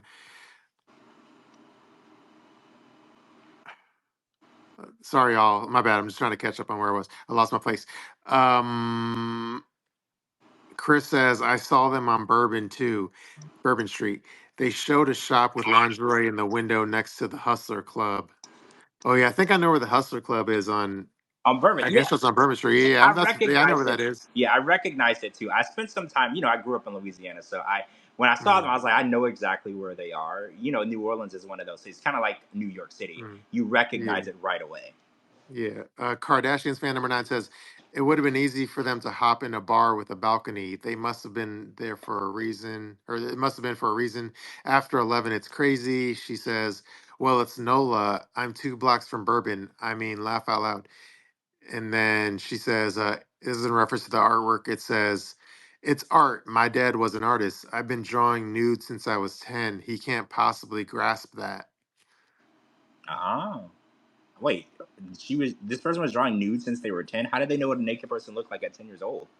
Like, I I have don't know. questions about that. And wow, okay. That's a question for Kardashians fan number 9. Yeah, Yeah, why are you that's. drawing nudes at 10 years How old? do you That's so know what weird. it like? Now I'm worried about It's what. kind of creepy, right? Yeah, I'm worried about what you were like subjected to, because you didn't like. How would you even know what you're drawing at that age? You shouldn't even be seeing that. Yeah, that's a whole nother That's a conversation. different show we'd Mm. have to talk about that. That's a different show. Let's see. Gossip Girl says Stevie seems sweet. However, it does seem like their relationship is contrived to be something. Um, let's see. Sherry says, "Wow, almost 150 comments tonight." I know, that's crazy. We keep hitting highs. I remember when we hit 100 comments. Remember, and that Mm, was a milestone. Now we're almost at 200 comments. This is insane. And I think mm, my favorite part of doing this live with you guys is that we can actually have a conversation with you and everybody that's listening live while it's happening. mhm. I think Yeah, that's my favorite a part. lot of other podcasts don't have that. Well, yeah, once it's recorded and posted, you just gotta listen to whatever is going on that they did. I love that you all are included in the conversation, because we have our point of views and opinions, but they don't speak for everyone. So I love that everybody has an opportunity to chime in. Mm. Still Fabulous for 48 says, "Y'all stop picking on poor Pedro. Could you imagine if you had to deal with Chantel and her whack ass mother, Karen?" I love Pedro. Pedro and I are actually really good friends. So yeah, Pedro and Mm. I are friends. We still talk to this day. Okay. Did you talk to him about Sophie or no? Yes, we've had a conversation about that. Yeah. But did he confirm it? It's legit, or is it a publicity stunt? Or you can't say. Sophie and him were together in Texas. Mhm. If you guys are looking for a spinoff of or anything coming from that, you're not going to get it. But they were together in Texas and they did hang out. Did they anything more than hanging out? Wink, Um, wink. they had fun together. Okay. But again, if you think they're getting married or anything like that, you're going to be disappointed. It sounds like he might have got a little lucky. I mean, it's Sophie. Possibly. It's Sophie. Is it even getting lucky at this point? It's just a given. True. Yeah. All right. Let's see. That's T to me, but anyway. Um, see if there was a smart reporter in the audience, they would like take notes and make an article about it.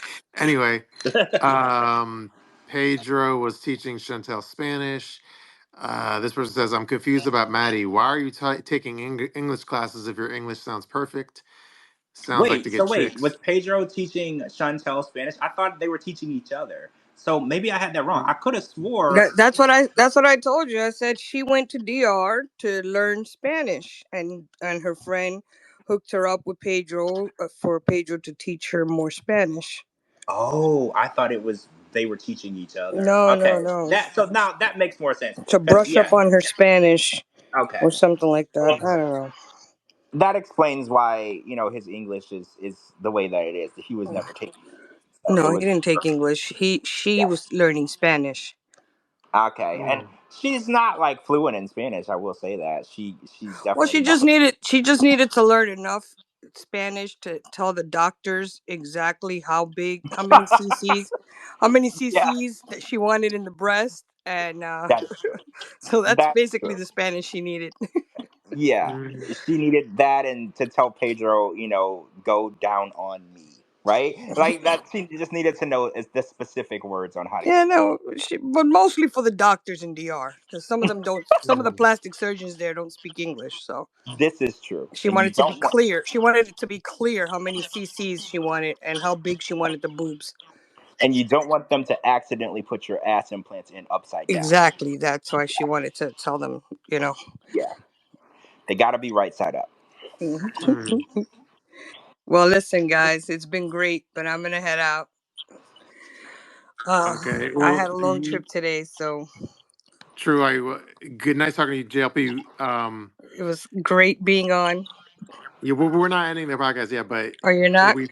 we got to. We're gonna finish the comments, but you could leave at your leisure. Yeah. Thanks for joining us tonight. It was a pleasure as always. True. Thank you for joining And us. you guys have a great rest of your weekend. I'll see You you as next week. well. I'll see you next Thank week you. with hopefully more strip club reviews and and Hopefully. and fun Hopefully, jokes. right? The way Yeah. casting has been going, we're getting You more know what strippers we than need out. to do is find out place if any of these people worked at either fast food or I'm not fast food, either restaurants or something like that, and review the places where they've worked.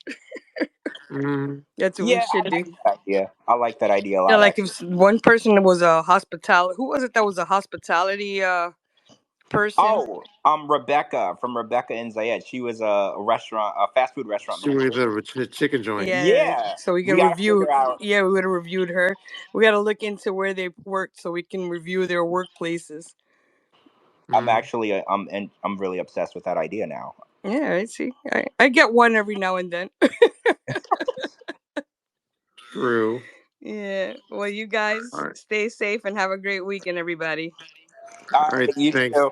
Bye bye. Thanks, JLP. Bye bye. Bye. All right. There's ticker. But there's some. I didn't finish the comments yet, so let me just go through these. This comment says from Chris. It says this is about Mahdi. It says it's almost like he's never even been to Iran. This one says I'm so confused. Well, I think I already read this, but I'll reread it. I'm so confused about Maddie. Why are you taking English class if your English sounds perfect? Probably to meet the teacher, right? Well, yeah, he was probably using it as kind of like a dating service. And every Mm, now and then he gets a teacher that he thinks is hot, and then he hits on them. Because that's kind of basically. like what Stevie said. She was like, he seemed really shy and sweet, and then he texted her his Instagram where he had like 150 shirtless photos. So Mm, that's kind of what his game is. He pretends to be this sweet, innocent Iranian boy, and then when he sends the teacher his Instagram, it's like a spicy Instagram. basically. So yeah, he's not as he's only naive when it comes to stop signs, not when it comes to chicks, I guess. Well, he never said that he was a virgin, Mm, right? Because he did say that he was Muslim, but he never said that he was a virgin. Because Adnan was trying to sell to us that he was a virgin. I mean, maybe he was. I don't know. But Mahdi never said that. He never brought it up. And if they don't bring it up, it means they're not. true. Let's see. Still Fabulous at 48 says butt hurting is Shabooty. That's a new one. And then Gossip Girl says, I totally agree about Tehran thing. It's also fake, the wide-eyed fake shit. Kardashian fan number 9 says, I'm not famous, but I'm hammered. Okay. Jenny says he did Angela's implants. Yeah, we know that part. We're Yeah. talking about the doctor. Yeah, he did Angela's implants. Even though she didn't stop smoking, he probably shouldn't have, but he did. Hmm. And then Sherry says, oh, I remember her flirting with that surgeon. Didn't he tell her she had to quit smoking before he would do the surgery? Yes, he Yep. did that. And then he did it anyway. And Jenny says that doctor is so dang hot. And JAL says, oh my God, I forgot how big Angela was. Um, let's see. I'm gonna say this, it might be an unpopular opinion, but Angela was much nicer and like happier when she was bigger. She's kind of mean Mm, now, right? Like she's kind of mean. Like she was funny, she laughed a lot. Now she's kind of mean. And that's what they say. They say once people lose a whole bunch of weight, they get mean. mhm. Yeah, she's still on TikTok shit talking, right? Yeah, every day. Every day. I just was Mm-hmm. on there last night watching her. Yeah, every day. And she's always mad at somebody. Mm-hmm. Let's see.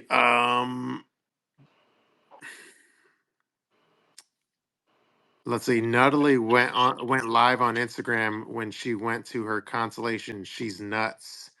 Oh, I missed it. I don't follow Mhm. her because she's weird and crazy. I But think I've she has me. I think she has me blocked or something. really, but why? Does I don't know. It falls under that category of random people block me. yeah, because you don't even really. I mean, you post about her, but she's not even that important, really. Yeah, I don't really. Yeah, I don't know. Maybe Jasmine told her. Who knows? Um, Natalie probably had liposuction.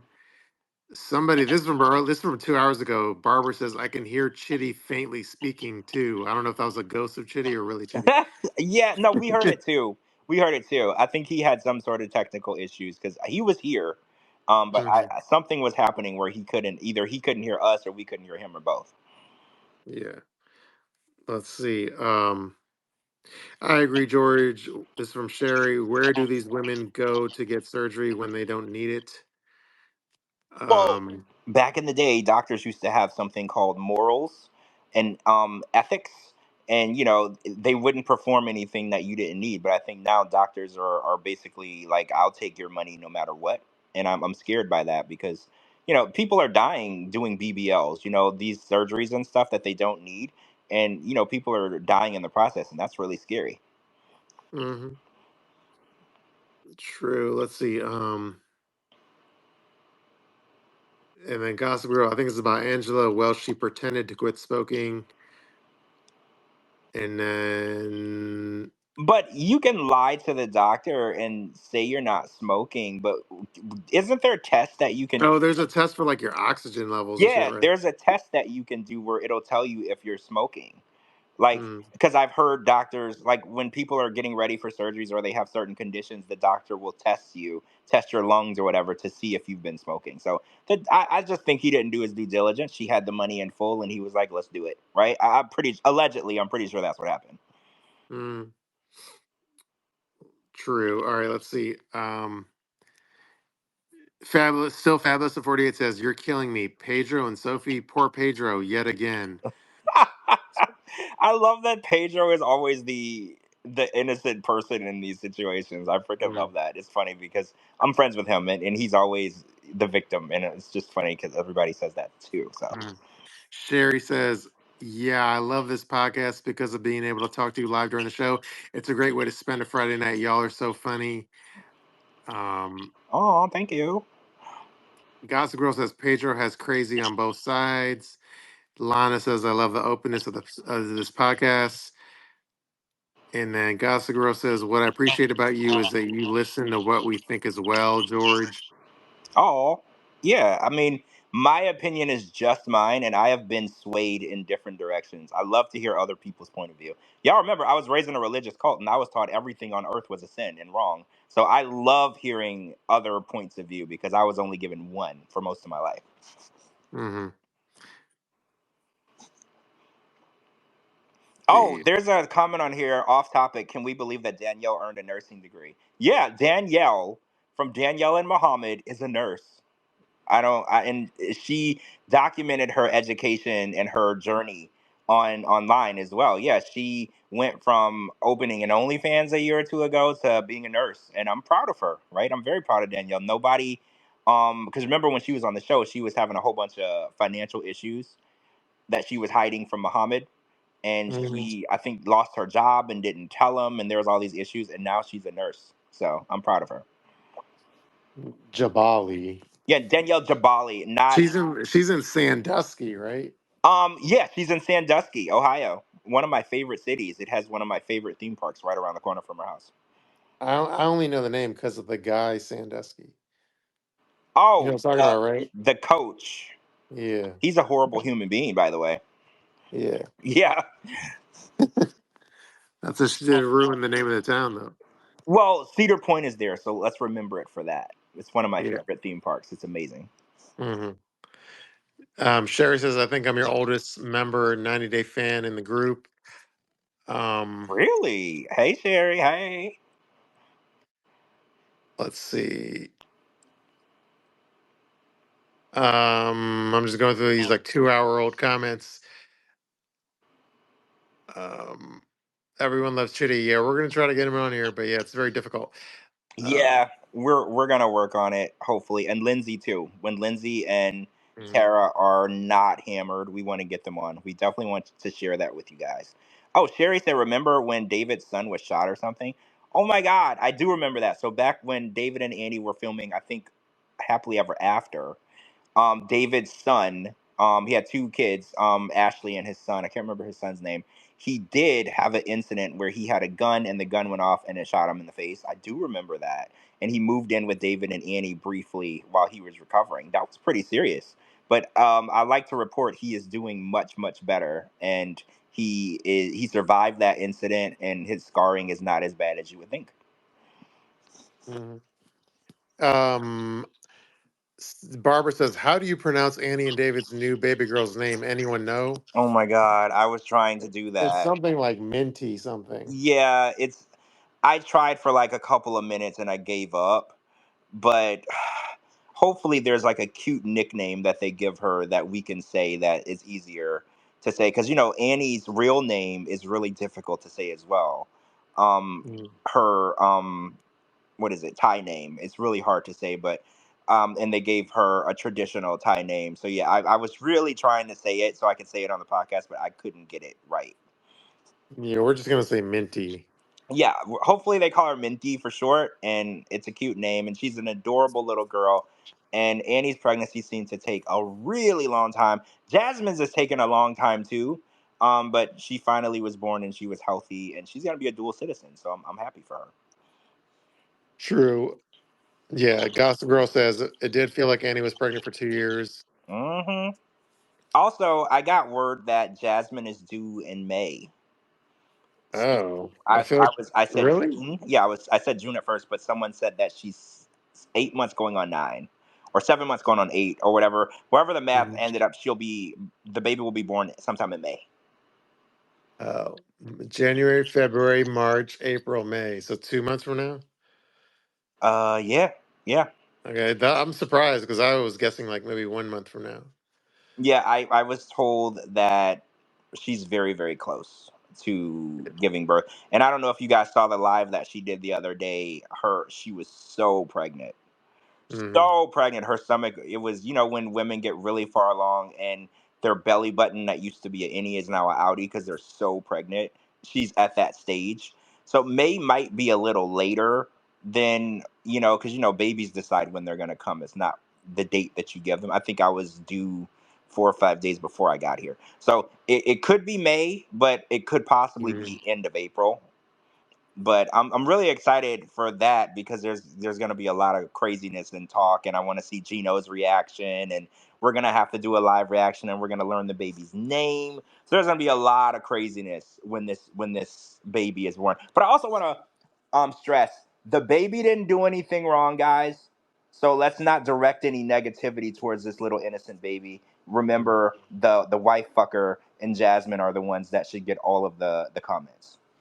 Yeah, and you'll know when it's official when it's because Jasmine's obviously going to like coordinate with the official 90 Day Fiance account, so it'll be like a dual It'll be a post. huge deal, and it'll be a segue into their whatever they filmed. That's going to be played into that. So it'll be a big deal. And unfortunately, this is only the beginning of the Jasmine and Matt saga that we're going to be subjected to. Hmm. Oh, but I want to ask you a Um, question. Did you see in one of her posts recently, she kept referring to Matt as still her friend, not her boyfriend? Did you see that? and then also they don't live together. Well, that's what she's saying, that they don't live together. Because in one post, she said, when your baby daddy comes over to help you do laundry. And then on another post, they were like, someone said, who's the baby daddy? And she said, Matt, my friend. So what do you think Mhm. the And then and trolling? then also and then also she keeps saying like co-parenting or whatever. So, what do you think is going on here? Do you think that they're really not together, or do you think that they're playing this game? Because they filmed something together, and they're leaving the story open for whenever that show premieres. Because do you think that she got pregnant by him and they're already broken up by now? Do you think that that's what happened? Eh, That's like the fact that they don't live together is and they're about to have a baby is very like telling, But do right? you Like, believe that they really don't live together? Do you believe that, or do you think she's trolling? Because Jasmine has become the queen of trolling. mhm. Yeah, see, that's the thing. Like, that's the $1 million question. She's such a I don't. troll. Like, I never know what Yeah, to take for real or fake with her, because I don't even know if she knows the difference between the truth and the lie anymore. So yeah. I think that they lived. I'm just being realistic. I think that they live together. And Lindsay and her friend told me that they are living in Clearwater, both of them. So I'm just wondering, is she trolling? And if she is, what's her motive behind this lie? Hmm. Yeah, I don't know, but I feel like whether they are living together or not, I feel like that's the indicator of their relationship. Like, Well, yeah. If they're both in Florida and they're not living together, then yeah, they're not together. I just don't yeah. see the point of him leaving Michigan, her leaving Michigan, so they could live separately. I don't know, and I'm 100% sure that they got here and they were in a relationship. So if that Hmm. changed, that's something recent. So I would Hmm. love to know what happened, but I also know that they filmed something together. So if that did change, that also happened after they filmed something together. But at the Yeah. same time, I want to bring up Tiger Lily went and deleted Adnan from her Instagram, and Adnan went and deleted Tiger Lily from his Instagram. And we know for a fact they're still together. So again, this could all be a ruse. It could all be attention seeking. I think the explanation on that one was because they do like collaboration posts, so all her posts were collaboration posts, and then she does that weird grid shit. You know how you can like do like a grid, like it's like a one photo spanning on your Instagram profile, Yeah, like it's like across the 9 screen. photos, but together it's just one Yeah, image. Yeah. it's one large image. So she had like collaboration posts like that. So then she wanted to do like a new grid post. So she deleted all those posts. But since they were collaboration posts, they also might have deleted posts off Adnan's profile. So But I think that's do kind they of what still happened. follow each other? Yeah. Okay, so they still follow each other. Yeah, I don't think that a lot Yeah, of I think people. that was like blogger accounts reading into it too much. Yeah, a lot of people are like, "Oh, they're not together," and I was like, "Well, that's definitely not true. They're definitely together, and they're definitely coming back." So, like you said, they probably collaborated on all their posts, and then when she removed them, it removed them both. But yeah, they're definitely together. Yeah. Um, let's see. We still have comments. Um, sorry, I'm just going through these 2 hour old comments because we had so many. Um, Gossip Girl says you can't turn a hoe into a house husband. Oh, I don't wait, who are we talking about? Oh, Matt. know. Matt. Yeah, that's true. Mhm. If he's been hoeing around that, so that could be another thing with that Jasmine and him not living together. Maybe he is a hoe. And he Mhm. was, because if he was banging married women, Jasmine's married. When he got to Florida, there's plenty of hot women here, especially living on the beach. Maybe he is a hoe, and maybe that is why they're not living together. Mhm. All right. Let me see if there's any new comments because I finished all the old comments. Let's see.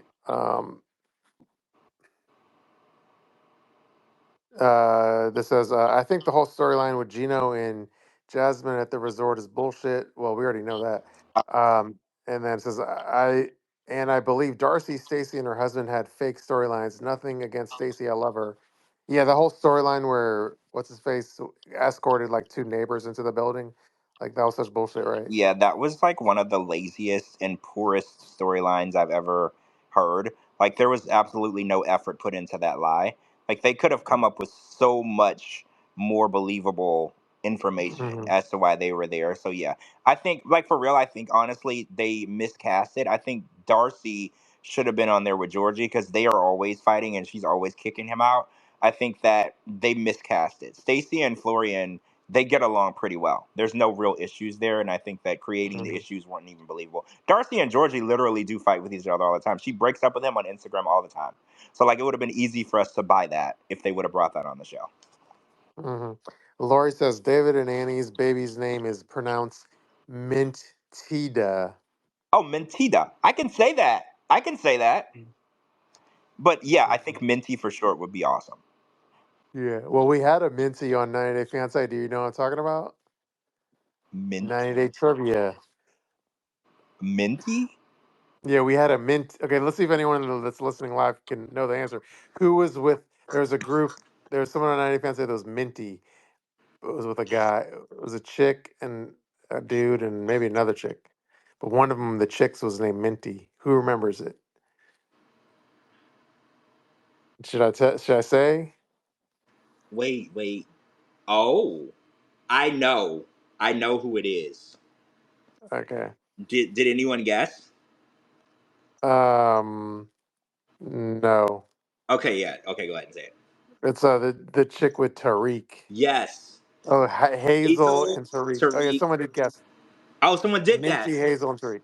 Yeah, this was their third when they were adding a third. And in this situation, this girl was just for Hazel, right? Isn't that how it worked? Tark, it was off limits for Tark. It was just Minty was for Hazel. Tariq, yeah. Tariq, yeah, Tariq. Yeah. So yeah, they were thinking of adding a third, but it wasn't the thruple because he was not allowed to go anywhere near Minty. And it didn't, by the way, guys, it didn't work out. Mm-hmm. Well, yeah, that goes back years though. I remember Tariq had a brother too. I'm trying to remember his brother's name, and he was also on 90 Day Fiance with his wife. Do you remember that? Oh, say that again. Tariq had a brother, Mm. and he was against Tariq marrying Hazel and bringing her to the U.S. And then that same brother who said that it was a scam Mm-hmm. ended up marrying a woman from another country and doing the exact same thing. He was on 90 Day Fiance. Oh yeah, I do. I remember that. I Let think. me Yeah. try to find his name real quick. Yeah. Because I remember that he said, "Oh, you're crazy. She's using you for a green card." And then he literally, his name was Dean. Mm-hmm. Yeah, it was Dean, and his wife. What country was she from? Give me a second. Oh, and actually, I'm looking at online, and they say they don't talk anymore. Tariq, and his brother Dean don't talk anymore. Interesting. Oh, true. All right. Let's see. Before we end it, let me see if there's any other straggler comments. Um, Still fabulous at 48 says George. One of the things I love about you the most is that you say it like it is. You call a spade, despite the fact that you're bloggers and do podcasts. Yeah, thank you. Yeah, and a lot of people hate me because I say exactly how I feel and I don't sugarcoat it. But I feel like that should be the only way to be. If you're not going to tell the truth and be real, then what are you even doing, right? And Shabooty, this firsthand. We get enemies just because we have an opinion, Mm-hmm. right?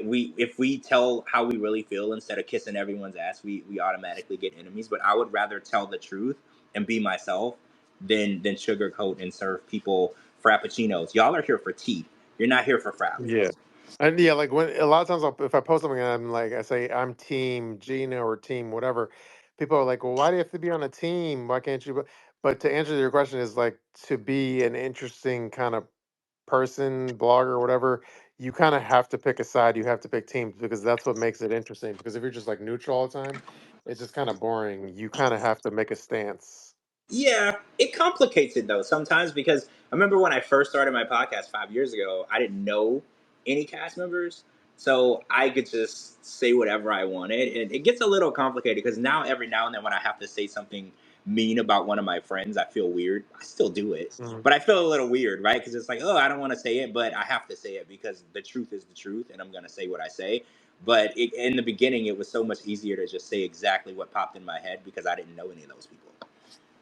Yeah, and then there's a lot of gray areas. For example, like Scott doesn't like Matt, but we don't like Matt. But then we dislike Scott more than disliking Matt. So it's like it becomes you know what I mean. Then like we like Rob the Knob now, but we hate Sophie. So like it becomes a very like there's a lot of gray areas of like who do we Yeah, like more or less or dislike or you know it's what I mean. funny because Rob, I actually like Rob, and I Mm, remember I said something about him. I don't remember. I think it was on this podcast.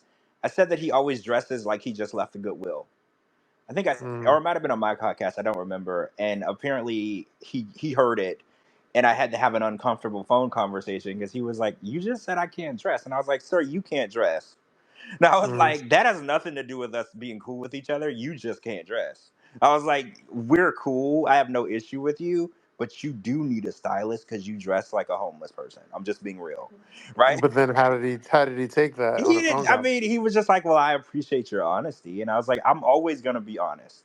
And I was like, "And if you think I'm gonna kiss your ass because we're cool, I'm gonna say what I say." And Josh has done the same thing. Like, I'll say things about Josh in his relationship with Natalie, and Mm, then when we interact with each other, like I remember he was live one day with my bestie, so I joined the live and I get in there, and he's like, "Oh, George is here. What's up, George? Are you here to talk shit?"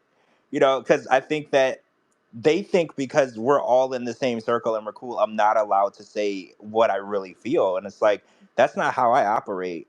We can be friends, but I'm still going to say exactly what you did and why it's stupid. Right? Like, that's just who I am. And I tell them that all the time. And I was like, y'all can take me or leave me, but you don't get immunity because we're cool. I'm going to say how mm. I feel about everyone. I'm not a biased person. I don't just talk crap about Jasmine and then let other people be immune from talking crap about. I'm going to say everything about everyone. Yeah, but you know what I hate though that whole like, well, in the example you just gave, which is you said something about Rob's dressing how he dresses, and then you then had to be on an awkward phone Yeah, conversation, I and had to have to an me it's awkward like I conversation. don't like those awkward phone conversations. It's like you're being reprimanded for just like Well, trying to be funny or I something. know. It's like I'm being called in the office at Yeah, school, to the principal's and the office because you're trying to principal's make just a like, joke or something. yeah, and they have like this piece of paper. They're like, "Do you remember what you did?" Yeah, Mm, it definitely feels like you're in trouble, and it's like, guys, we're all adults, and yeah, you know that I literally talk crap all day. That's literally what I do. So, are you surprised?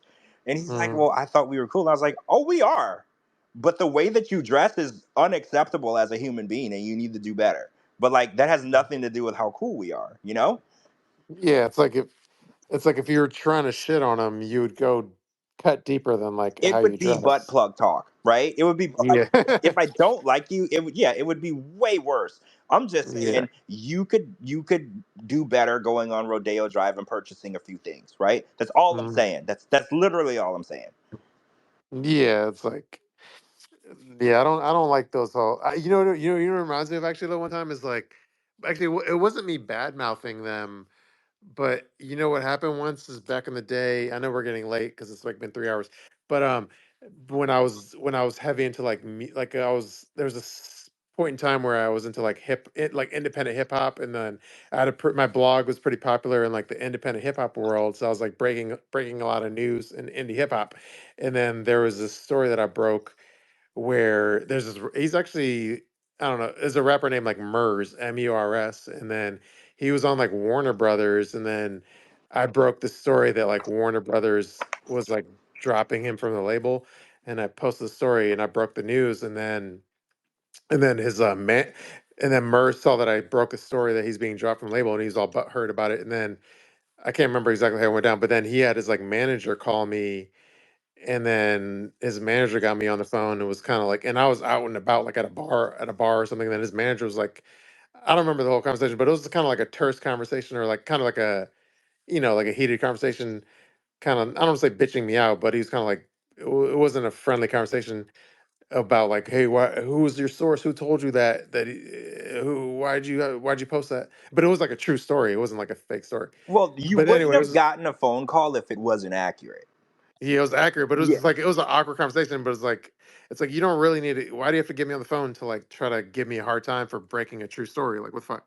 Yeah, I don't like that. And So it's like kind of annoying. if you wouldn't have posted it, somebody else would. The information is gonna come out regardless. So Exactly. So yeah, it's like so there's any like angry man if there's an angry 90 Day Fiance person, don't have your fucking not that this happened in the 90 Day world, but don't have your fucking manager call me on the phone to bitch me out because that's not going to do anything good for any of us. I mean, all that's gonna do is give you more fuel to say something worse, right? Yeah. That's gonna Yeah. piss you off because it's like you're not in third grade and you're not in trouble for reporting news, right? Nobody Hmm. calls CNN and bitches CNN out for reporting news because that's literally why they exist. They're going to Hmm. report the news, and if it gets reported, oops. I mean, if somebody was gonna say it anyway. Like, what are you upset about? It's like you can't keep real news from the people. You're gonna find Hmm. out about it, whether you hear it, no matter where you hear it, you're gonna hear it from somewhere. Yeah. So yeah, that's the moral of the story is if you don't like news that's being posted, if it's truthful, there's nothing you really could do about it. Just yeah, try not to piss that person off anymore. Yeah, exactly. Because once you piss us off, then we have all the fuel in the world to keep going. True. And yeah, our comment count is at 179, but I think we like pretty much ran through all the comments. Jeez, we almost hit the 200 mark tonight. That's crazy. Yeah, true. So did we hit All all right. the topics tonight? I haven't been looking at the Oh, list. the only other thing we didn't talk about was, let me pull it up, is like, I guess Larissa's single. Is she? Wait, Yeah, was I reposted her story on my page, on my Instagram page. was her last guy Ericy, or was there somebody after No, it Ericy? was, hold on, I would have to pull up my post. Because she's had me blocked for years and years, so I have no idea what's going on with her. The newest guy that she broke up with is like, was Zachy. Zachy. Okay, I didn't even know about Zachy, but she's had me blocked for so many years. Like the last person that I remember seeing her with was Ericy, but that's probably when she blocked me. Yeah, she was some dude. I know they went Instagram official like 5 months ago or something, but apparently, yeah, they broke up. So that was Zachy. Okay, well, her next victim she'll find pretty quickly, right? She usually finds a guy very fairly Mm. quickly to assume the role of sucker. Yeah, the Zachy guy seemed he looked kind of like a MAGA guy, so I'm not really surprised it didn't work out. Oh, was he? Huh. That's interesting to be with an immigrant. No, no, well, oh, you mean he being with the immigrant? Yeah, yeah, Oh, that's really yeah. interesting. I mean, I don't know what his personal beliefs are, but it's weird that he would be with an immigrant because sometimes they feel certain Mm, ways about immigrants. yeah, I don't think they care if they're the ones fucking him, but everything else they care about. Ah, gotcha. Yeah. Anyway, yeah, so I guess Larissa's single. There's a whole long Instagram post, but there's no. I could read it if you want, but up to you. We can read it because I have no way of seeing it because she got me Okay. blocked, so I would like to hear it. Okay, I'll read her Instagram post. It says, and I don't even know if she wrote this because maybe she had ChatGPT write it. It says, because it's like, okay, let me just read it. It says, as I always share here, and as many of you know, my followers feel like family to me. You've been with me through difficult moments in my life. I want to be transparent about something many of you have asked about. Zachy and I are no longer together. We shared great memories, our Raiders game, parentheses, he was a Cowboys fan and I brought to the nation motorcycle rides and moments filled with laughter and adventure. Sometimes two people simply want different things in life, and that's okay. Life is about growth, and we must have the grace to accept change and move forward in search of better days. I won't delete our memories because I've learned that every chapter has value, but I'm also excited for what's ahead. The best is yet to come. Okay, good for her. She can unblock me though. I feel like we Mhm. can move past it, right? I think she has me blocked too. Wait, for how long? Has it been like since the beginning? She blocked me a long time ago. Probably like at this point, like a year and a half, 2 years. Something. Oh, it's probably been longer than that for me, like 3 or 4 years. Like it's been a long time. All I said was, she posted something, and in the comments, I like she said something along the lines of "I want to travel" or she wanted to do, and all I commented was, "Shouldn't you want to bring your kids over here?" And then she just instantly blocked me. Mm. Yeah, Well, and I looking back in hindsight, I probably shouldn't have said that. do you think if you weren't friends with Jasmine and you said that, you think Jasmine would have blocked you? Yes. Yes. That's Yeah. why I said, like, looking back in hindsight, that was a little unhinged. And I probably shouldn't have said that. And I've learned to not type the first thing that comes to my mind. I've grown from that. Mm. True. All right. Well, I think it's like we did like over 3 hours. So. Oh yeah, it's been a long night, and we covered all of our topics, and I think that this was a pretty eventful week. Like, I didn't do a podcast for the last resort this week. It was just boring, and I didn't have any material to use. But I'm really excited that we're so close to the tell all. Hmm. That's what I'm looking forward to. The episodes are just so hard to get through, but I am so ready for the tell all and all this craziness that we deserve and all this fighting and objects being thrown and people calling people names. Like, I don't encourage violent behavior, but I watch it on TV. They need to hurry up and drop like the tell-all teaser Yeah, I'm waiting video. for the tell-all teaser, but also they haven't dropped the Last Resort single house trailer yet, and that's coming right after the Last Hmm. Resort. So we're getting closer to that trailer coming out as well, which I'm really excited about because that's going to be a brand new spinoff, a different concept because I feel like we've been watching the same thing over and over and over, so we're finally getting something different. So I'm always embracing something new. And that'll be on a Monday night, I assume. Yeah, it's gonna take the slot of the Last Resort. So Monday night, 8 o'clock, it'll be Hmm. the 90-day Last Resort singles retreat. I want to say they called it retreat, or they might have called it house. Maybe they called it house. Hmm. Yeah, that'll be exciting because again, I was the one that broke that news. Yeah, you So, did. You did. so, You knew the full cast of mhm. that show before anything. Before you even knew. I don't think you knew the cast before you knew where they were gonna film it. Right? Like, you literally knew everyone that was gonna be on the show. Yeah, I mean, I think I knew it was Mexico, but either way, I basically broke that story wide open. Yeah. Yeah, you were the first person to get the Now location. you know why. Now you know why there's so much vitriol against me from other bloggers and shit.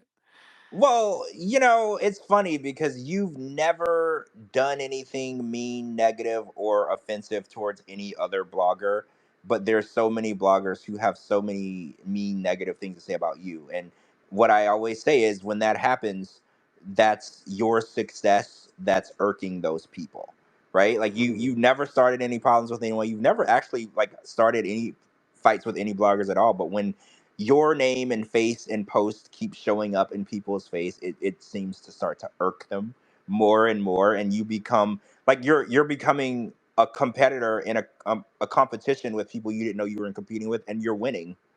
Like, you're beating people that you didn't even know you were competing with, and then all of a sudden they hate you. True. Well, yeah. Anyway. Heavy is the head that wears the crown, sir. You got to get Yeah. used to Well. that weight on your head. Well, thank you for everyone for riding out with us for like 3.5 hours or something. Yeah, this three was a hours and long one, 15 guys. minutes. We appreciate it. And thanks for all the comments, all the live comments from everyone who was here listening live. We appreciate you guys a lot. Yeah, and hopefully, we'll figure out how to get Chitty on and Lindsay or some shit. Yeah, hopefully by Friday we'll have all the kinks worked out of that and we'll have them both on. Hopefully Chitty is able to have his sister, and actually if she's there, I would love to talk to her. So that would actually be a treat. So if she is around to help him set things up, I would love to talk to her as well. True. All right. Well, I think that ends another episode of 90 Day Fiance Fridays on a. On a Friday. All right. This will be on Apple and Spotify tomorrow. Thank you everyone for listening live. And don't forget, if you are feeling like you love us, to subscribe on Patreon. We would love you if you do. Yeah, please subscribe to our page. Oh, actually, I should add before we close this out, let me paste the like link in there so people that jump on Twitter to listen to the recording see it as a link. Give me 1 second, y'all, before we end this. Yeah, so if you see the link and you feel the love, we would love for you to do that. We'd appreciate it. True. And yeah, we'll be back Sunday for another episode of B90 where we make fun of Greg, probably. Oh yeah, it's definitely coming. He's gonna mishandle some food, and I'm gonna come after him. I promise you, I will. Oh, and then I don't know if did you see the one thing that wasn't on my list? Did you see the Ozempic, Greg? I did. Greg was really skinny. I did see that. I Yeah, would love to know when that was. I can't remember how many. I don't have it handy, but it was like I don't know how many years ago, but Well, he we'll was talk he was about it. skinny, and then I called it Ozempic, Greg, just Yeah, because it was a we should throwback to him. definitely talk about that on Sunday. Yeah, I saw the picture, and yeah. So whenever on Sunday, we'll talk about how long ago that was, and then we can make fun of him from there. Mm. Yeah, Mr. One thing I didn't mention too, and not to end the show on a political note, but apparently Greg's dad is like hardcore MAGA, like a hardcore Trumper, like insanely levels. I heard about that. I did hear about that. I heard that, and I heard that his mom, her occupation is she's a tax preparer. Oh yeah, for IRS, yeah. Yeah, for the IRS, because a lot of people are asking questions like, "Where's his dad? And what does his mom do? And who's paying for all this stuff? And who sponsored Joan?" So yeah, actually, we'll talk about all of that information on Sunday because we didn't have it on tonight, but it'll fit better because it'll be right after we watch the show, so it'll fit better. Mhm. True, and hopefully more Coco will be on Sunday. Yeah, hopefully everything is good with Coco, and she'll be back with us Sunday. Yeah, all right, and I pinned the tweet if you all want to support us for listening, and thank you everyone for joining us. So, I think that's it, right, George? That's it, everybody. All right, see y'all, and I'll work on a Liz song about us getting together or something. Yeah, I want to hear it, and I'm gonna send it directly to her. Okay, sounds good. All right, everybody, have a good night. Bye. All right, peace.